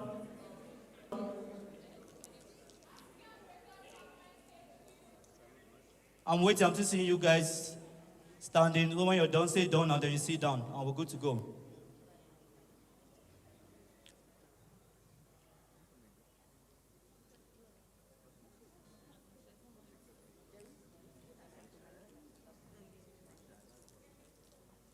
Take action, take action, take action. If you're done, sit. If you're done, sit. All right, now the type of content to post. Something that educates the audience about your business, your brand, or your service. Do you understand? Something that promotes your brand. If you're about to have like, what do you call it, festive sales or what's not, you do that. Something to engage, something entertaining. Jump on trends, the latest trend. 5120 by 1910. You don't waste time. You have to build confidence by taking these actions every day. Every single day. As simple as waking up, holding your phone, greet the world, and say something simple. Either you educate, either you promote, either you entertain or you engage. Now, on your stories, on IG stories and your WhatsApp stories or any other platform stories, you can just use polls. You can ask a very funny question and just put your post there. It's as simple for those that are worried about showing their face every single time. But you're not going to make money if you don't do that. I want to ask a quick question. What do you think is my favorite color just by looking at me? Please clap for yourself. The person that said red. That is my favorite color. And how did you know? Sorry? Sorry? Thank you very much. That's visibility. Now he's the graphics guru and he's going to talk about colors and all of those. But I'm just talking about how simple it is to rep yourself, rep your brand. Nobody will sell your market more than you do. Do you understand? And social media has made it very easy. You have how many followers? How many subscribers on IG and Facebook and everywhere? Just post something every single time, every single day. All right, so the last thing here I have is this. Hold on.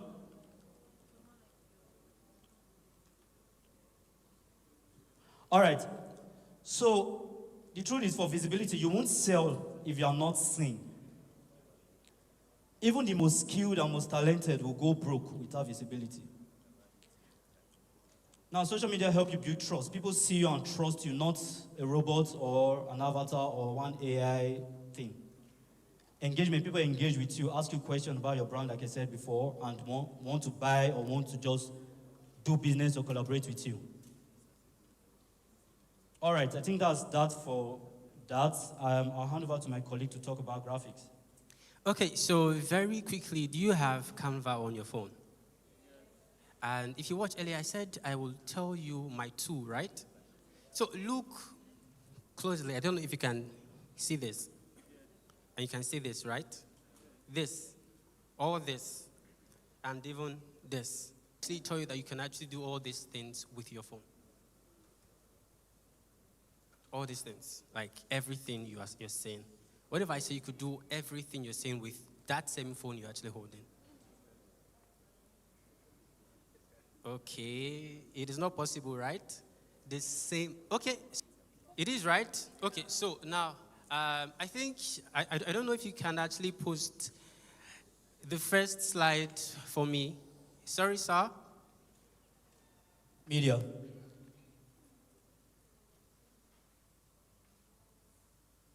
Okay, so I don't know if you can scan this quickly. Oh. Oh my God, the chairs. Chairs. Oh, okay. Sorry.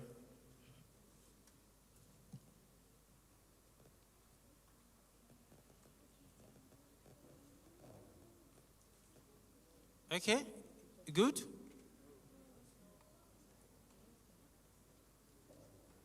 Sorry, please, you could just say hi if you have scanned this. Good, right? Okay, done? Sweet, awesome. Fine. Okay, let's give 5. Okay, awesome, awesome. Great, great. So please, the next slide. So, how would you feel if I said I did all this using just my phone from scratch? I did that logo, I did the whole flow with just my phone. Right? Next one. Next. So, it's like a dummy, yeah? It's not real. I've actually used my phone to do jobs that paid me in millions.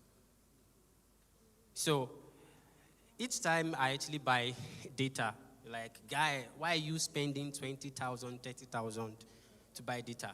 And I'm like, one job can actually give me that same money and more. Just one job, not like 2, just one.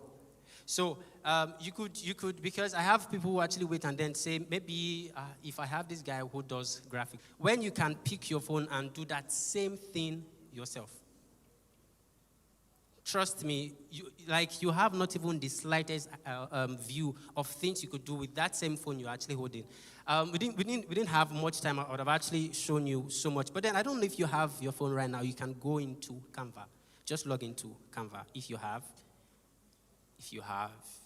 If you are there, say hi on Canva. Okay, sweet. Now open blank page. Let's say 1080 by 1080. A very simple page. Trust me, it is super simple. Okay, good? If you're there, please write fund me. Fund me. So F-U-N-D, then the M is not small, caps, okay? Then fund, cap F-U-N, cap D, then cap M and E. Okay, go on Canva. Okay, go on Canva. If you are there now, say hi. Okay, now click on the very first space you see where you see 1080 by 1080. You will see sizes of frames that you could actually use. I really wish I could actually show it, but just pick the very first one there. So it is 1080 by 1080. Good? Okay, so we would actually design something with Fund Me. Fund Me. If you are on your font space, use a very basic one. Let's say, okay, like the Canva Sans. Canva Sans. Canva Sans on your font. Good? Good? There? Are we there? Okay. Canva Sans on your font. Okay, I think it will be very easy if I actually just show you. Okay. So first, here, right? This is like the very first page, right? Sorry that you see mine looking this way. Actually, so this is the first that you just click. This. So here you have a very blank page, right? So then you would write Fund Me. Fund Me. F-U-N-D-M-E. Okay? So I would do it on my own end so you would see. Fund Me.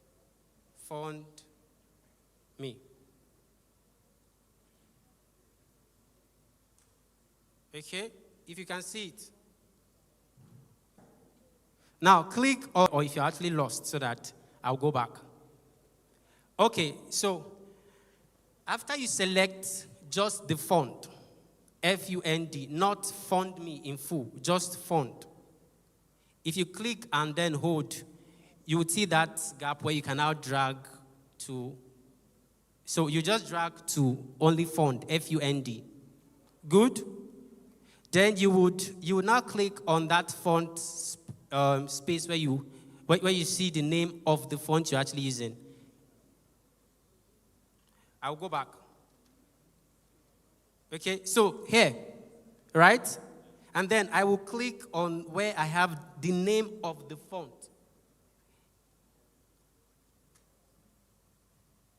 Good?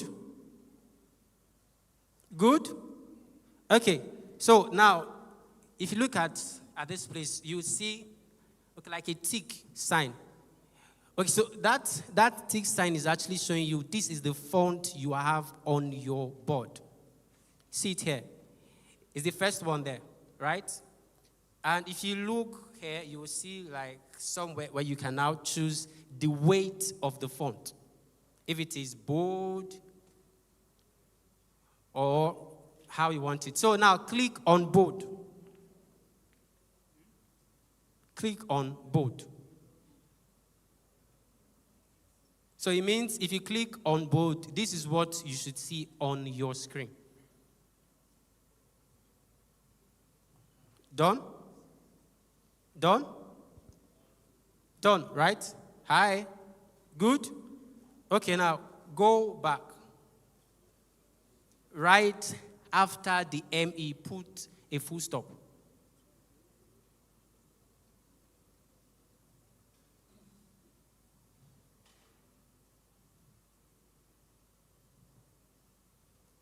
So now, is this looking a little bit close to what you would want to call a logo?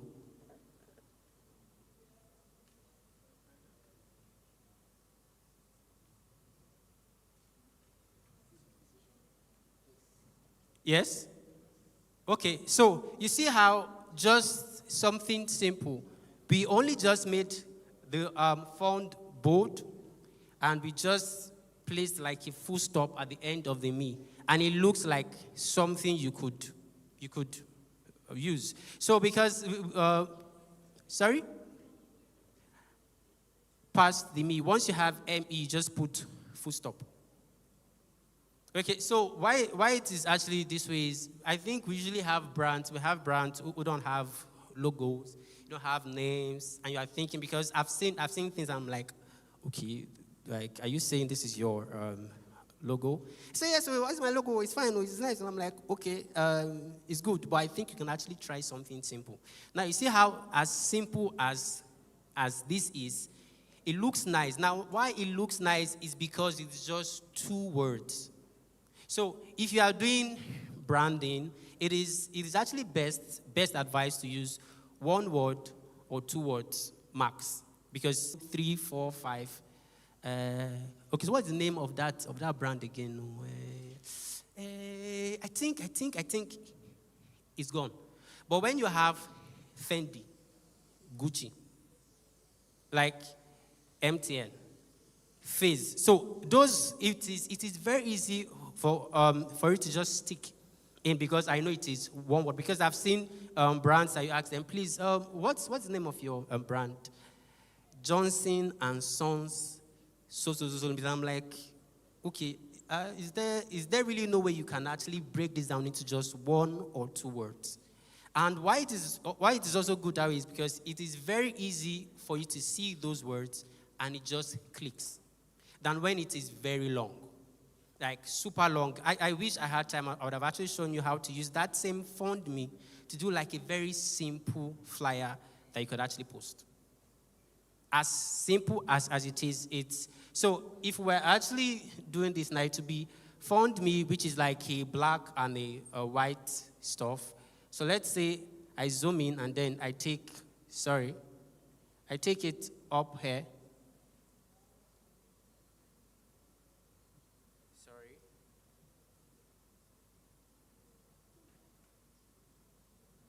So it is actually here, right? See. It's up there, right? Right? So check if it is on the same spot on yours.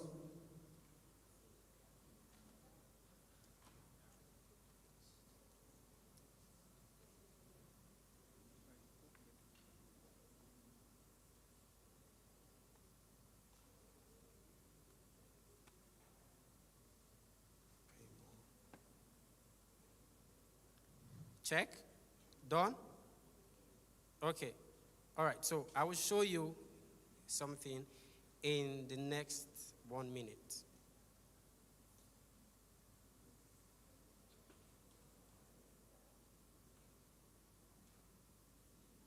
So this actually looks bare, right? Right? It's just there. Pay more, right? Right? Okay, so I will do something very, very quick.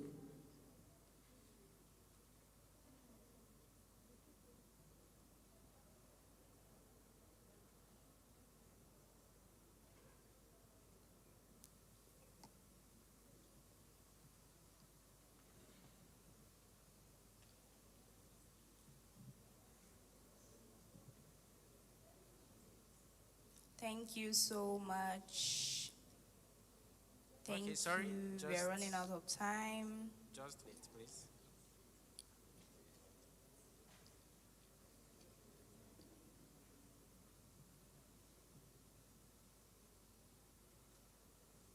Okay, so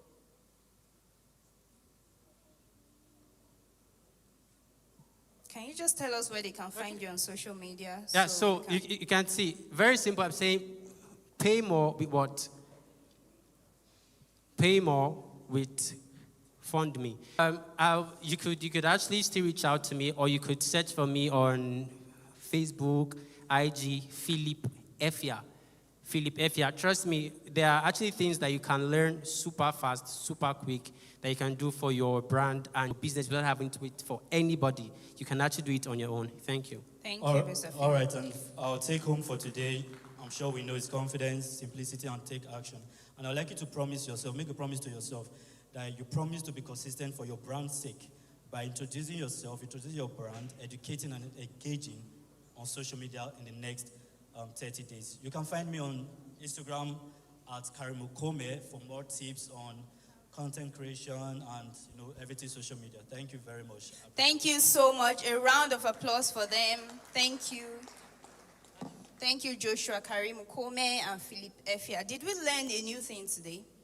Did we learn something new? Okay, that's good. Next up, we have a poetry performance by David Kings. David Kings. A round of applause for him, please, as he comes up stage. You're going to be conversing with your neighbor with what I'm going to be telling you. Are you ready? Are you ready? So you're saying, my neighbor. My neighbor. An eye for an eye will leave the whole world blind. But an eye would give you a new perspective. Did you catch it? You caught it, right? Okay. So, my name is David Kings. I'm a performance poet, budding lawyer, soon to be called to the Nigerian. Yeah. Don't clap. Don't really clap like that. And I'll tell you why. I'm a storyteller and a creative strategist. My parents do not like to say it, but they imprinted what they wanted our future to look like. So I failed in university. I had an extra year. Right? And that is what I wrote a poem on to come perform before you this afternoon. I wrote a poem for dreamers. So put 3 fingers up, 3 fingers up. We have 3 fingers up. Put a finger down if you really have big dreams. Okay? Put the second finger down if at some point in your journey you have failed. Okay? Put the last finger down if you are very determined that you know get waiting go happen. I will still make it. Come on, put your hands together for yourselves. Put your hands together for yourselves. Right. So are you ready to hear the poem? Are you ready to hear the poem? I've told you how to engage, right? Yeah. Wow. Hi. No, I wasn't scared. I don't fear the things that can end your mortal life, right? I do, yeah.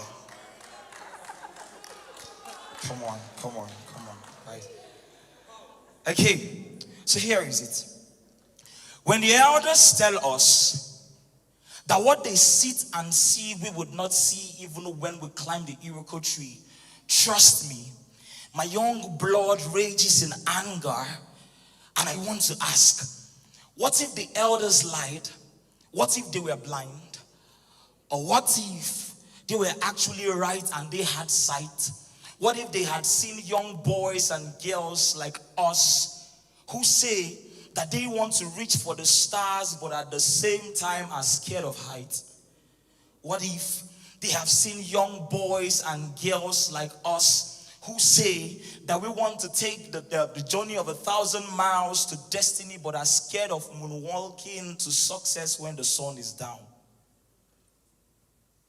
My grandfather tells me a story. He tells me that his primary school teacher also asked him, what would you like to be when you grow up? And he replied, I want to be a pilot, the best of them. I want to fly the best planes in Nigeria. I want to travel home and abroad. Well, sadly, last week, I got to buy his very first smartphone. And that was his only opportunity on getting on the flight mode. You see, where I come from, sometimes thinking outside the box is a meal best served as just food for thought. And your big dreams are ready waiters. Ready waiters prepared to serve you with empty plates like empty slates and question marks on them asking, are you sure you want to walk this path? Why not play safe, stay small, eat from the same bowl as your fathers, get satisfied with the same satisfaction that satisfied them? The men in my father's house see success as the white man's God. Do not have anything to do with it, their actions say. I have so many uncles who died as dreamers, and the only time they get to reach for the stars would be on the resurrection morning in ascension to heaven. So do not blame me, because sometimes when I look in the mirror, I do not see me. All I see is the reflection of those who have come before me, philanthropists, giving everything in pursuit of their dreams, but eventually giving up. Do not blame me. But this day, I choose to say no. Because you see, silence is only golden for those who have no plans to feed with a silver spoon. I say that silence is only golden for those who do not have any business to feed with a silver spoon. But I am not such, because I will let my dreams cry. I will let them echo till the whole world hears them. I believe in hope against hope.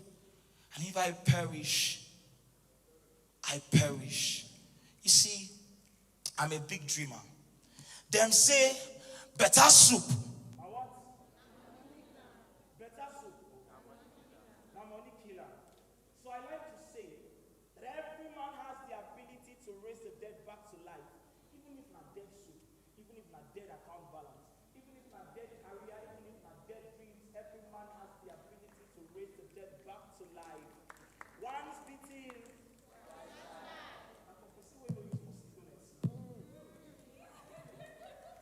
Once beaten. And for person who no use mosquito net sleep. Because as for me, the best that failure can do is come before my success. Because when I fall, I rise again. The other side of fear is where I like to live. Because here, there are no impossibilities. When it's time to swim, I'd rather walk on water. When it's time to climb, I'd rather move the mountain. They say that the earth is round in shape, so guess what? I like to think outside the circle. Yes.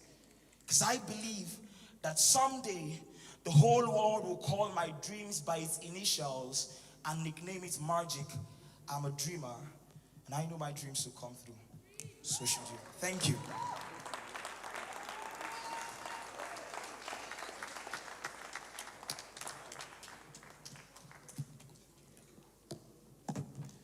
Ladies and gentlemen, jam your hands together for David Kings.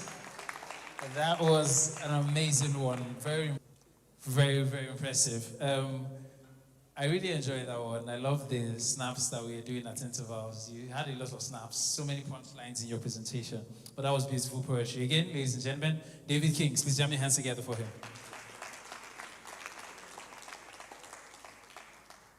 We want to introduce you to some very significant founders that are doing some great things that are starting small, but in a few years they'll be doing absolutely amazing. It's about time for our startup pitch and presentation. So, to kick off, please join me as we make an absolutely amazing welcome to Damian and Winner, the founders of Unfolding, the brand, as they take us through with the first speech. Ladies and gentlemen, jam your hands together for Damian and Winner, founders Unfolding.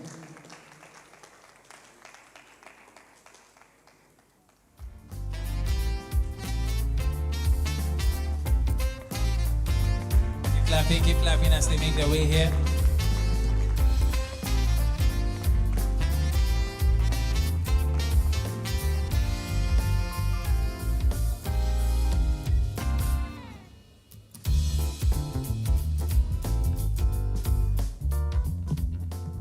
Good afternoon, everybody. Good afternoon, everybody. All right, I'm Winner, and this is Damian, and we are working on something called Unfolding. So I'm just going to give a brief overview of the background of why we did it, then Damian is going to introduce what we are working on. So across Africa, over 11 million students graduate every year, and most of them remain uncertain about which career path to follow.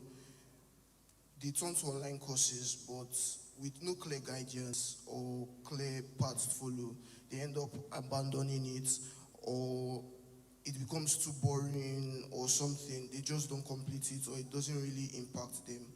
The challenges are actually quite deeper than this.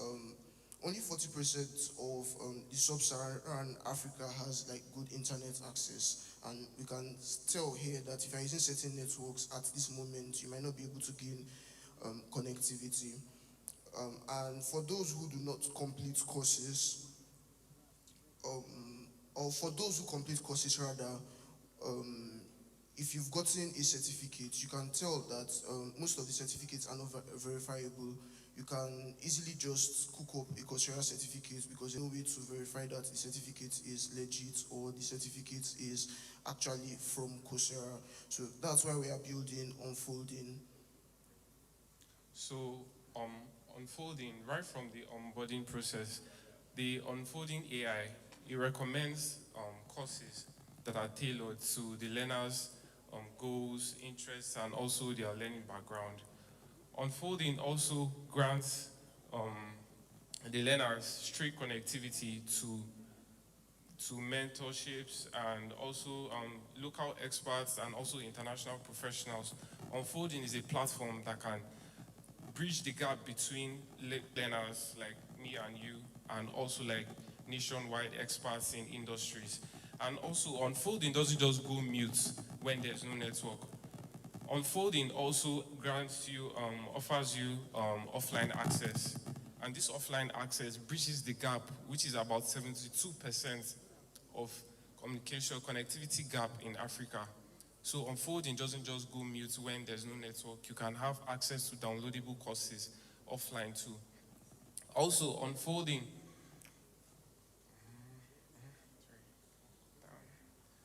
also on completing the courses, Unfolding offers you verifiable certificates that are generated over the blockchain. So Unfolding, you cannot duplicate certificates that are generated from Unfolding, and they are verifiable using the blockchain. So these certificates, they are worldwide, they are going to be verifiable, and also they are going to be globally recognized. Unfolding takes priority in making sure that we have quality education for African learners. And some of you may ask, why are we doing this now? Over 500 million Africans are going to be going into the workforce by 2035. And most of those learners, they still don't have access to quality education, and they don't have quality mentorship programs for them, and they don't have the right mindset to use and get into the industry. It's very difficult these days. When you graduate, you don't just have the knowledge of what to do next. You just keep trying, and whatever works for you, works for you. So Unfolding is here to shorten that time span where you're trying to figure out yourself, because you have enough guidance from experts around the world and also industry leaders which can advise you and help you to streamline your path towards success in whichever career you choose. So Unfolding, the clear vision of Unfolding is to provide the mere and ordinary world-class education, personalized education, tailored to whatever learning pattern or whatever learning style that suits you. So Unfolding provides that, and also Unfolding makes learning accessible to everyone by providing the offline access and reaching out everywhere. So that's Unfolding.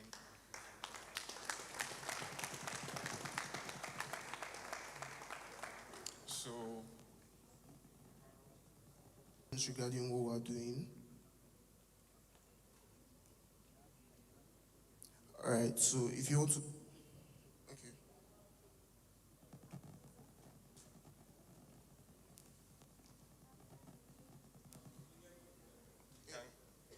Do you need a mic?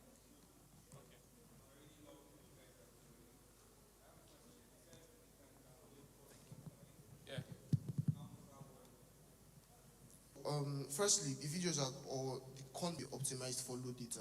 So in the sense that you can now, when you start learning or when you open the course, if it's a text format, if it's just a text format, you can download the text so that when you come back to the app next time, I don't know if you know of this thing that Google Chrome does that if you save the page or as an offline page, you can come back to it later without internet access. So that's basically the same thing we're replicating. So if you've enrolled a course, the moment you enroll the course, you are basically downloading the course for an offline viewing. So if you are in an area without any service, you can easily come back to it. All right. How do you generate revenue? Okay, so our revenue is two ways. Okay. The first model is from courses. When you buy courses, we have the platform generated courses, that's Unfolding courses, either by me, Damian, or someone on our team. That's our first means of revenue. Then if we have others, maybe someone here is a tutor or a mentor that's giving out guidance on the platform, we collect fees from your charges. That's the first part of our revenue generation. The second part, we have an AI chat, which is going to be rolled out later. It's not part of our first version, but if you want to access the AI chat for features, to like do assignments or whatever, you are going to be paying to use that. Yeah. Thank you. Thank you so much, ladies and gentlemen. Jam your hands together for the founders Unfolding.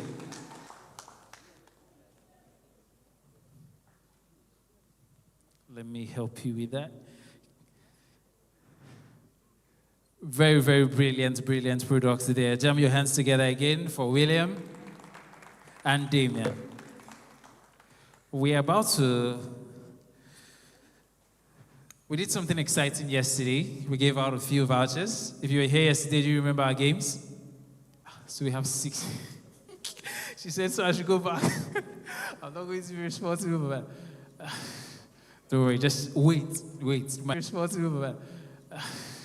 Don't worry, just wait. It might be part of the next games, okay? Yes. Well, you played yesterday, didn't you? So we're not here yesterday. We did something quite fun because we had a couple of this to give away yesterday. And Our games are pretty simple, right? With participants, and what we're going to do, you guys, as I crowned you guys yesterday, judge, jury, and evictors, basically. So you're going to give me a word, right? And the first player is going to make a sentence with that word. Now, whatever she ends her sentence with, the second player is supposed to begin her statement with the word that ended the first person's statement.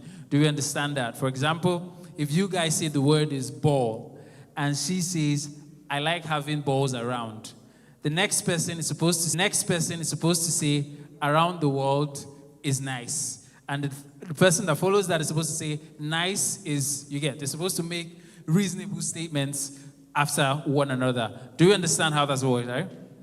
Do we get a hang of it? You guys understand? So let's just wait while mics are coming.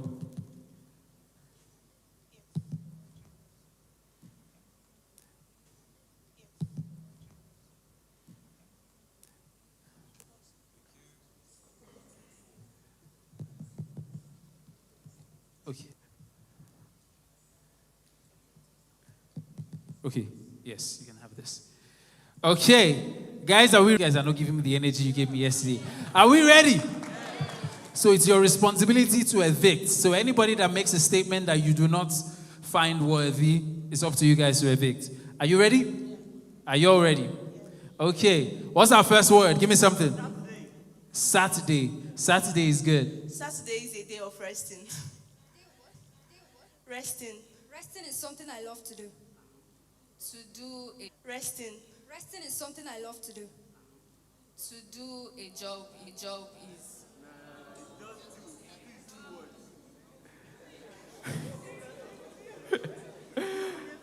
If you want her to try again, say I. If you want her to go, say nay. I think the eyes have that, right? The eyes have it. You get a second chance. So give me another word. We'll start with her. You've given me the first word. I want somebody else. What? What?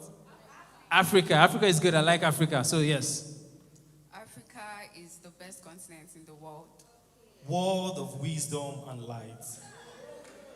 Light is sunshine. Sunshine comes in the morning. Okay. Before it got to him, he said something. I don't know if you guys heard. Yes. So, if you want him to stay, say I. If you want him to go, say nay. Just for the record, she ended her statement with world, and he started his with word. Did you hear that? What was your statement? Word. Make it again. Make your statement again. Word. No, that's a word. Make it say it again. Word of wisdom. World. The world itself, of wisdom and light. It's not up to me, it's up to you. If you want him to stay, he stays. So does he stay? Okay, they keep you in the game one more longer. Give me another word, please, guys. What? Beauty. Did I hear beauty? Beauty is good. So we're starting beauty with my gentleman in black. Yes. Beauty and the Beast. The beast is very big. Late. Does he stay or does he go? If you want him to stay, say aye. If you want him to go, say nay. Thank you for being part of our game. You've won yourself Courtesy G Burger Milkshake. The vouchers are redeemable at the G Burger stand, the G Burger venue in Wuse 2 precisely. So you can go there and redeem that. Congratulations. Please jam your hands together for him as he makes his way back to his seat. Okay, are you guys nervous? Feel comfortable. It's okay. So yes, back to program. Okay, we're starting with you now. Guys, give me a word. Technology. I heard technology. We'll do that. Technology. Technology is the key to the... Our priority. Priorities shape us.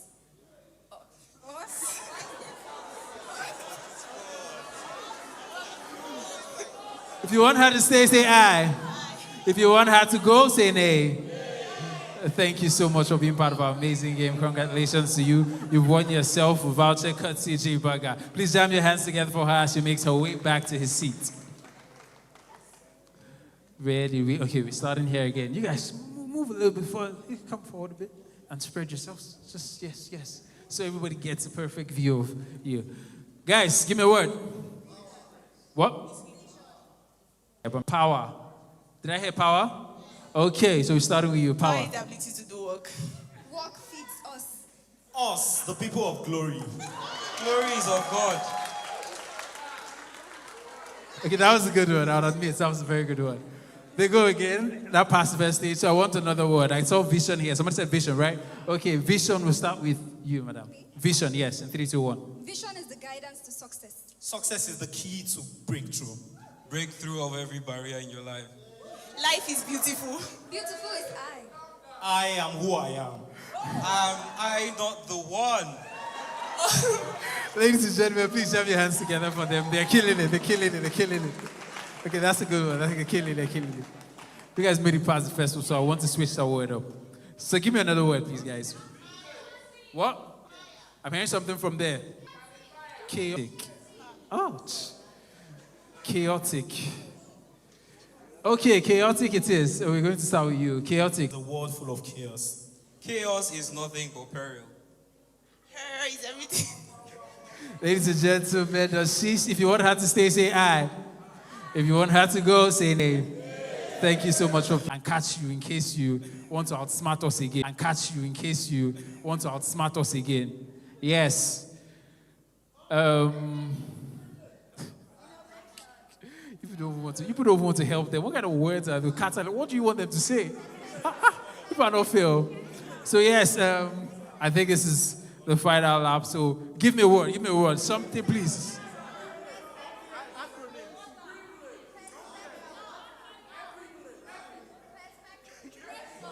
Somebody there said epic. I'm going to be biased. I'm going to choose that one. Yes, so you're going to epic. You ready? Can you do that? Can you do that? Are you sure? Yeah. Okay, so we're doing epic. Epic, okay? Okay, epic, 3, 2, 1, go. Epic, how I describe this event. Events full of joy. Joy is something that keeps me going. If you interrupt us with the clapping, we cannot hear who has failed. But that was brilliant. Please jam your hands together for her. That was smart. That was quick thinking. That was quick thinking. So yes, you guys are going to give me another word, and we're going to start from here, right? Because that's where we stop. Yes. Economy. I like economy, but I think we have a winner because you started your sentence with "I have." He ended that with "have." So yes, ladies and gentlemen, please jam your hands together for her. Thank you for playing this game. And to our winner, please step forward. What's your name? My name is Arume Alvin. Your name is? Arume Alvin. Arume Alvin. Melvin, congratulations. You've won yourself Courtesy Holy Land, one of our standout gifts. And do we still have vouchers for him? Okay, congratulations, Melvin. That is Courtesy Holy Land. Please jam your hands together for them as they make their way back to the seat. Did you? Ooh, okay. Melvin. Melvin, for you, particularly. Please jam your hands together for G Burger for that one. Congratulations to you. Did you enjoy that? Did you enjoy that? Please jam your hands together for all our participants. Congratulations to you guys. You've earned yourself free meals at G Burger Owuse to do well to go there and redeem your vouchers. Moving on to our next part of the program, we have an amazing music performance that will be brought to you by a superstar. Ladies and gentlemen, jam your hands together for the amazing True Life as it makes its way back down to the stage for its performance. Jam your hands together for True Life.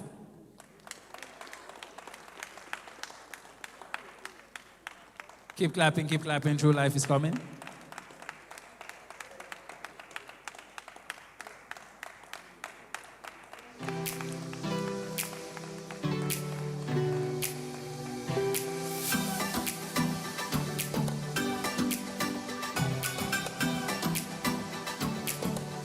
Hello everyone. Hello everyone. So we're about to have fun a little. Are you with me? So I want to teach you a song. Are you ready? Are you ready? Alright, let's kindly please be on our feet. Thank you.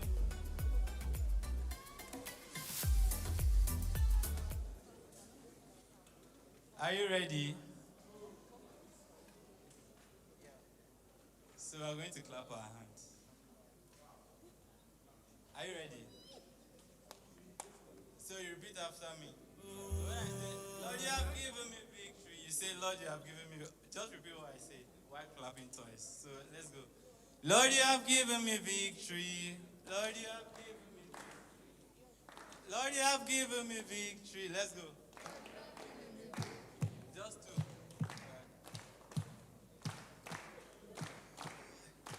Are we going back to morning devotion times? Okay. All right, let's start. Lord, you have given me victory. You turn my morning to dancing. Lord, you have given me victory. You turn my morning to dancing. Thank you. That's all. So when it's playing, I will teach you. We'll sing along. Thank you. So let's have the audio.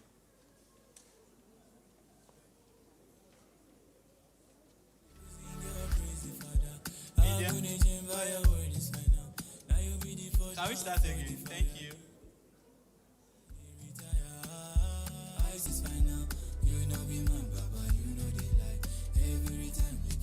Can we start the song again? Thank you.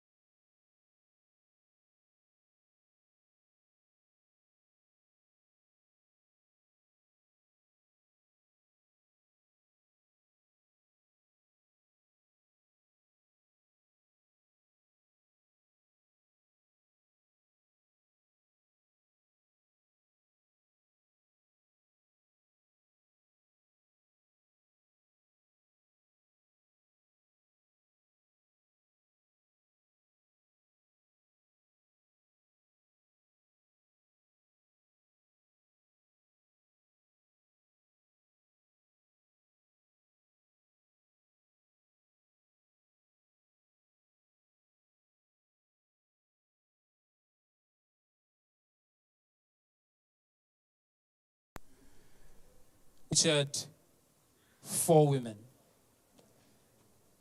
Can anybody tell me the names? I have somebody here.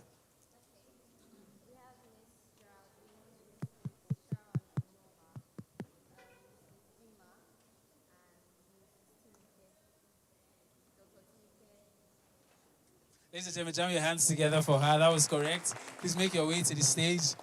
You had to shorten some of the names. I was not exactly sure. He said names, but yes, you're correct. Please clap for her. She makes her way down. Okay, yes, we're back up. And congratulations, courtesy Holy Land. You've won yourself a gym mat. What's your name? Chomvrim Alhaji Guntu. Jam your hands together for Chomvrim, ladies and gentlemen. Congratulations. We have one more to give away. Ooh. Well, I think we'll do this after our next pitch session. So, we have a startup, yet another startup. Brilliant guys who are doing, a brilliant guy who's doing amazing work in his field. Ladies and gentlemen, the startup pitch for the brand Domora. Ladies and gentlemen, please jam your hands together for the co-founder Samuel Obiyinka as he makes his way to the stage. Co-founder Domora. Please jam your hands together for Samuel.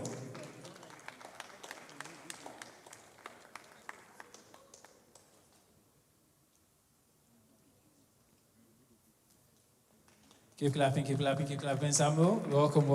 That is when you confirm and the money is then released to the landlord. So that is how the escrow payment works. Then we also have digital contracts. So this cuts out legal fees, along other fees we're trying to cut out, like basically all these inspection fees, legal fees, all these fees that increase the actual cost of renting a property or renting an event venue in Nigeria. So for example now, if you're looking for a property or you're looking for a venue, you can meet an agent, and to view the property, you pay inspection fee, you pay different fees. But now, on this platform, there's a section. Our priority is transparency, trust, and we also involve agents too, because in as much as agents are a major problem in the real estate markets, our main goal is to, I don't know how to put it, but our main goal is to basically make agents be agents. So the role of agents in our platform is to bring clients to the landlord. Clients negotiate with the landlord or the event host, and when they're done, a landlord for the tenants, for the host, for the agents. So you can view past transactions, you can view upcoming transactions, you can sort it out, you can basically manage property. So you're in control of what you have, you're in control of what you want. So that's basically our main goal, to give the landlords, to give the tenants control.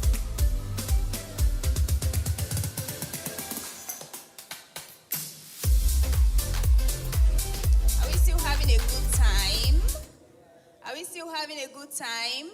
So I have a very simple game. I have a gift here, and the game is very simple. So the very first person to scream or shout the hashtag for this event goes home with this.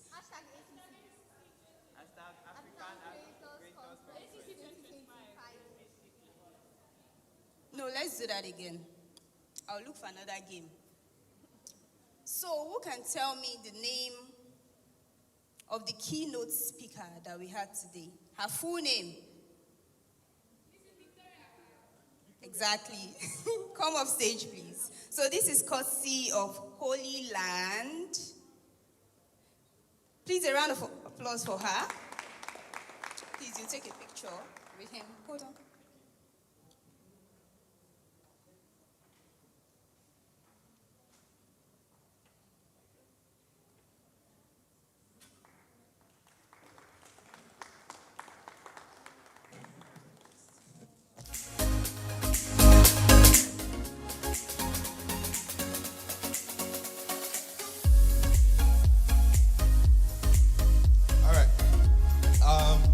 Show the QR code. Thank you very much, everyone. I want to round up this section for Holy Land Academy workshop. And because for those that attended the masterclass for yesterday, we really like feedback sections for you to be able to share your feedback. So we want you to scan this QR code so that you can give us feedback because of other workshops that we're doing. And that's one. The next slide. Then we want you also to follow our social media handles on Instagram and also on Instagram too. Thank you very much. I really hope to see you next time. Have a wonderful time. Thank you. Thank you, Holy Land. Next up, we have the founder of Safe Highway and Waka No Fear, Mr. Olukayode Israel. Please, ladies and gentlemen, welcome upstage, Mr. Olukayode Israel.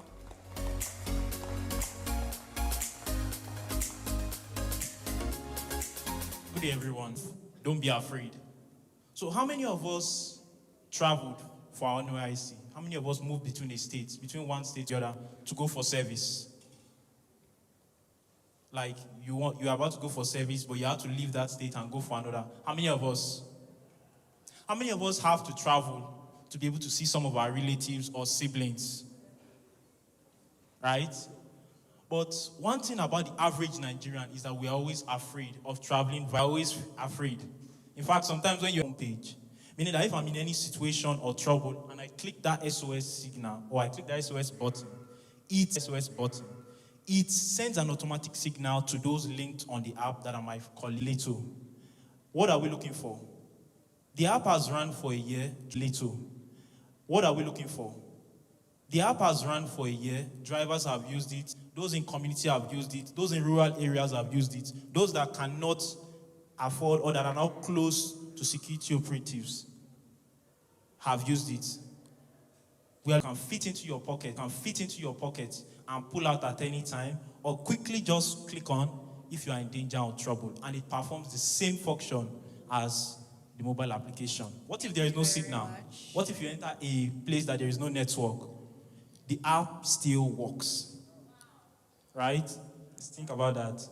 So there is a lot in store for it. So those three things are what we are currently working on. We've currently, as of now, gone offline to rebrand it and to work on it well.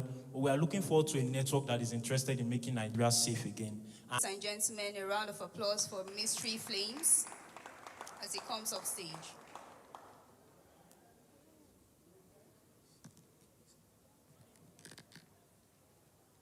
Hello, everybody. Hello, everybody. You guys are tired, I guess. All right, so my name is Mystery Flames, originally Mr. Emmanuel Ishaku. I'm a spoken word poet, filmmaker, and I am very much honored to be in your presence. Come on, put your hands together for yourselves. All right, so I'll be doing a poem called Naija I See. Together, can we sing this song together? Show me your face. Do you know the song? Fill up the space. Naija needs you right now. Naija needs you right. Come on, let's sing it. Show me your face. Fill up the space. Naija needs you. It's you right now. Naija needs you right now. Nigeria, a great country blessed with milk and honey and with all to make it lovely. Still, she's faced with the worst uncertainties of life. A nation in stations with different relations alike. A nation faced with fears and frights, filled with wealth and dreams, but still she lacks unity. Blessed with this black mortality, solely she's sworn to divinity, but still constantly she's being faced with complacency. She's black. She's still the lion of Africa, from the forest of the savannah to the desert in the Sahara, from the black gold in the south to the basket in the middle belt, crowned with rich culture and with a wall of beauty, filthiness never dared to puncture. But this beautiful grand don't turn rugged red, oh. Pain sorry slowly wants to crawl into our morrow. The beautiful eyes of our mother's land cries out endless blood. It's no longer sand we stand on, it's gunpowder. In this marriage of peace and unity, violence has come to put asunder. Our walls are cracked with bullets wounds, check out our burning roofs, they are living proofs. Salvation freely given has been placed way under price. It has been placed in market. Not even more expensive than cowbell sachet. You hear things like, giving about 50,000 naira to about 30,000 Nigerian youth in order to eradicate poverty from the land. So perfect for the headlines. But they forget that today newspaper and tomorrow's Yarapo. Listen to our mother's pregnant daughter. She was on her way to the market. She never knew that this same day she'll be placed in the casket. See two guys standing at the front with their glittering machete. She thought of how to run with her 8-month-old unborn child, but still she couldn't. They put her down, split her stomach into two. Where peace and justice shall reign. Where true justice shall emerge, I have a dream. Where development reaches the smallest of all communities, not only in terms of politics, I have a dream. Where Nigeria will recover from this asthmatic power supply, I have a dream. And this dream won't just be a dream, but to be a dream in reality. We are blacks, we are Africans. And Africans. All right, so I'll be doing something for Africa, and it's related to this team. We are the first name on the list of greatness. Where we come from, we don't wait for chances, we take them. We don't look at records, we break them. They say the purest kind of gold has to pass through fire. Guess what? Africa is hell enough. And here, we are right here as Africans, in our motherland, in our father's land, rest assured of a dream. So we tirelessly striving to do better, know better, be of trying and trying and trying. We are those people dressing colorfully in that coat of many colors, tribe weaved in cultures and waterlines. That eagle we know they roll with chicken. We are the brain behind the granite pyramid. We are not just the lights, we are the atmosphere. We are not just the lights, we are the atmosphere. We are Africans. We are not dumb. Blackness is not an indication of our brain's color. We are not dumb. We are dumb. And even solace and peace, where we'll stand out of the crowd and stand high. Our land will become greener and our hearts will become a fertile ground. So for every black person, we are those that they fear, not because of our skin color, but because of our brains. So to every dream, I say stand up, dust off the dust and stand, rise up. Your time is now. Break off the shell. Your time is now.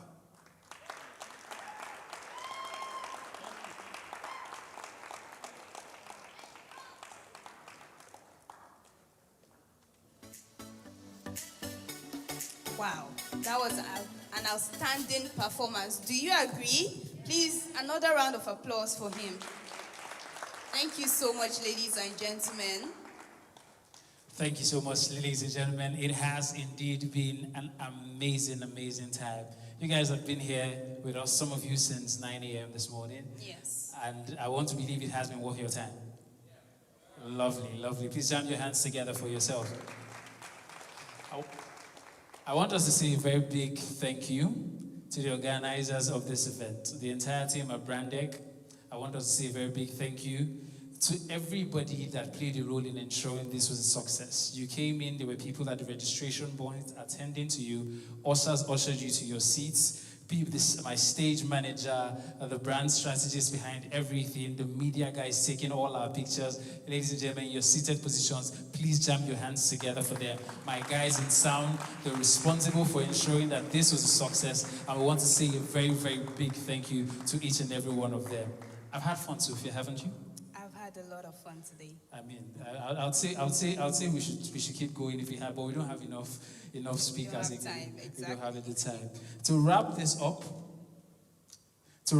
up, we'll be enjoying a goodwill message from one of the co-conveners of this amazing, amazing event. Ladies and gentlemen, to bid us farewell, please join me as I make welcome on stage Ambassador Kasme Inamani for his closing speech.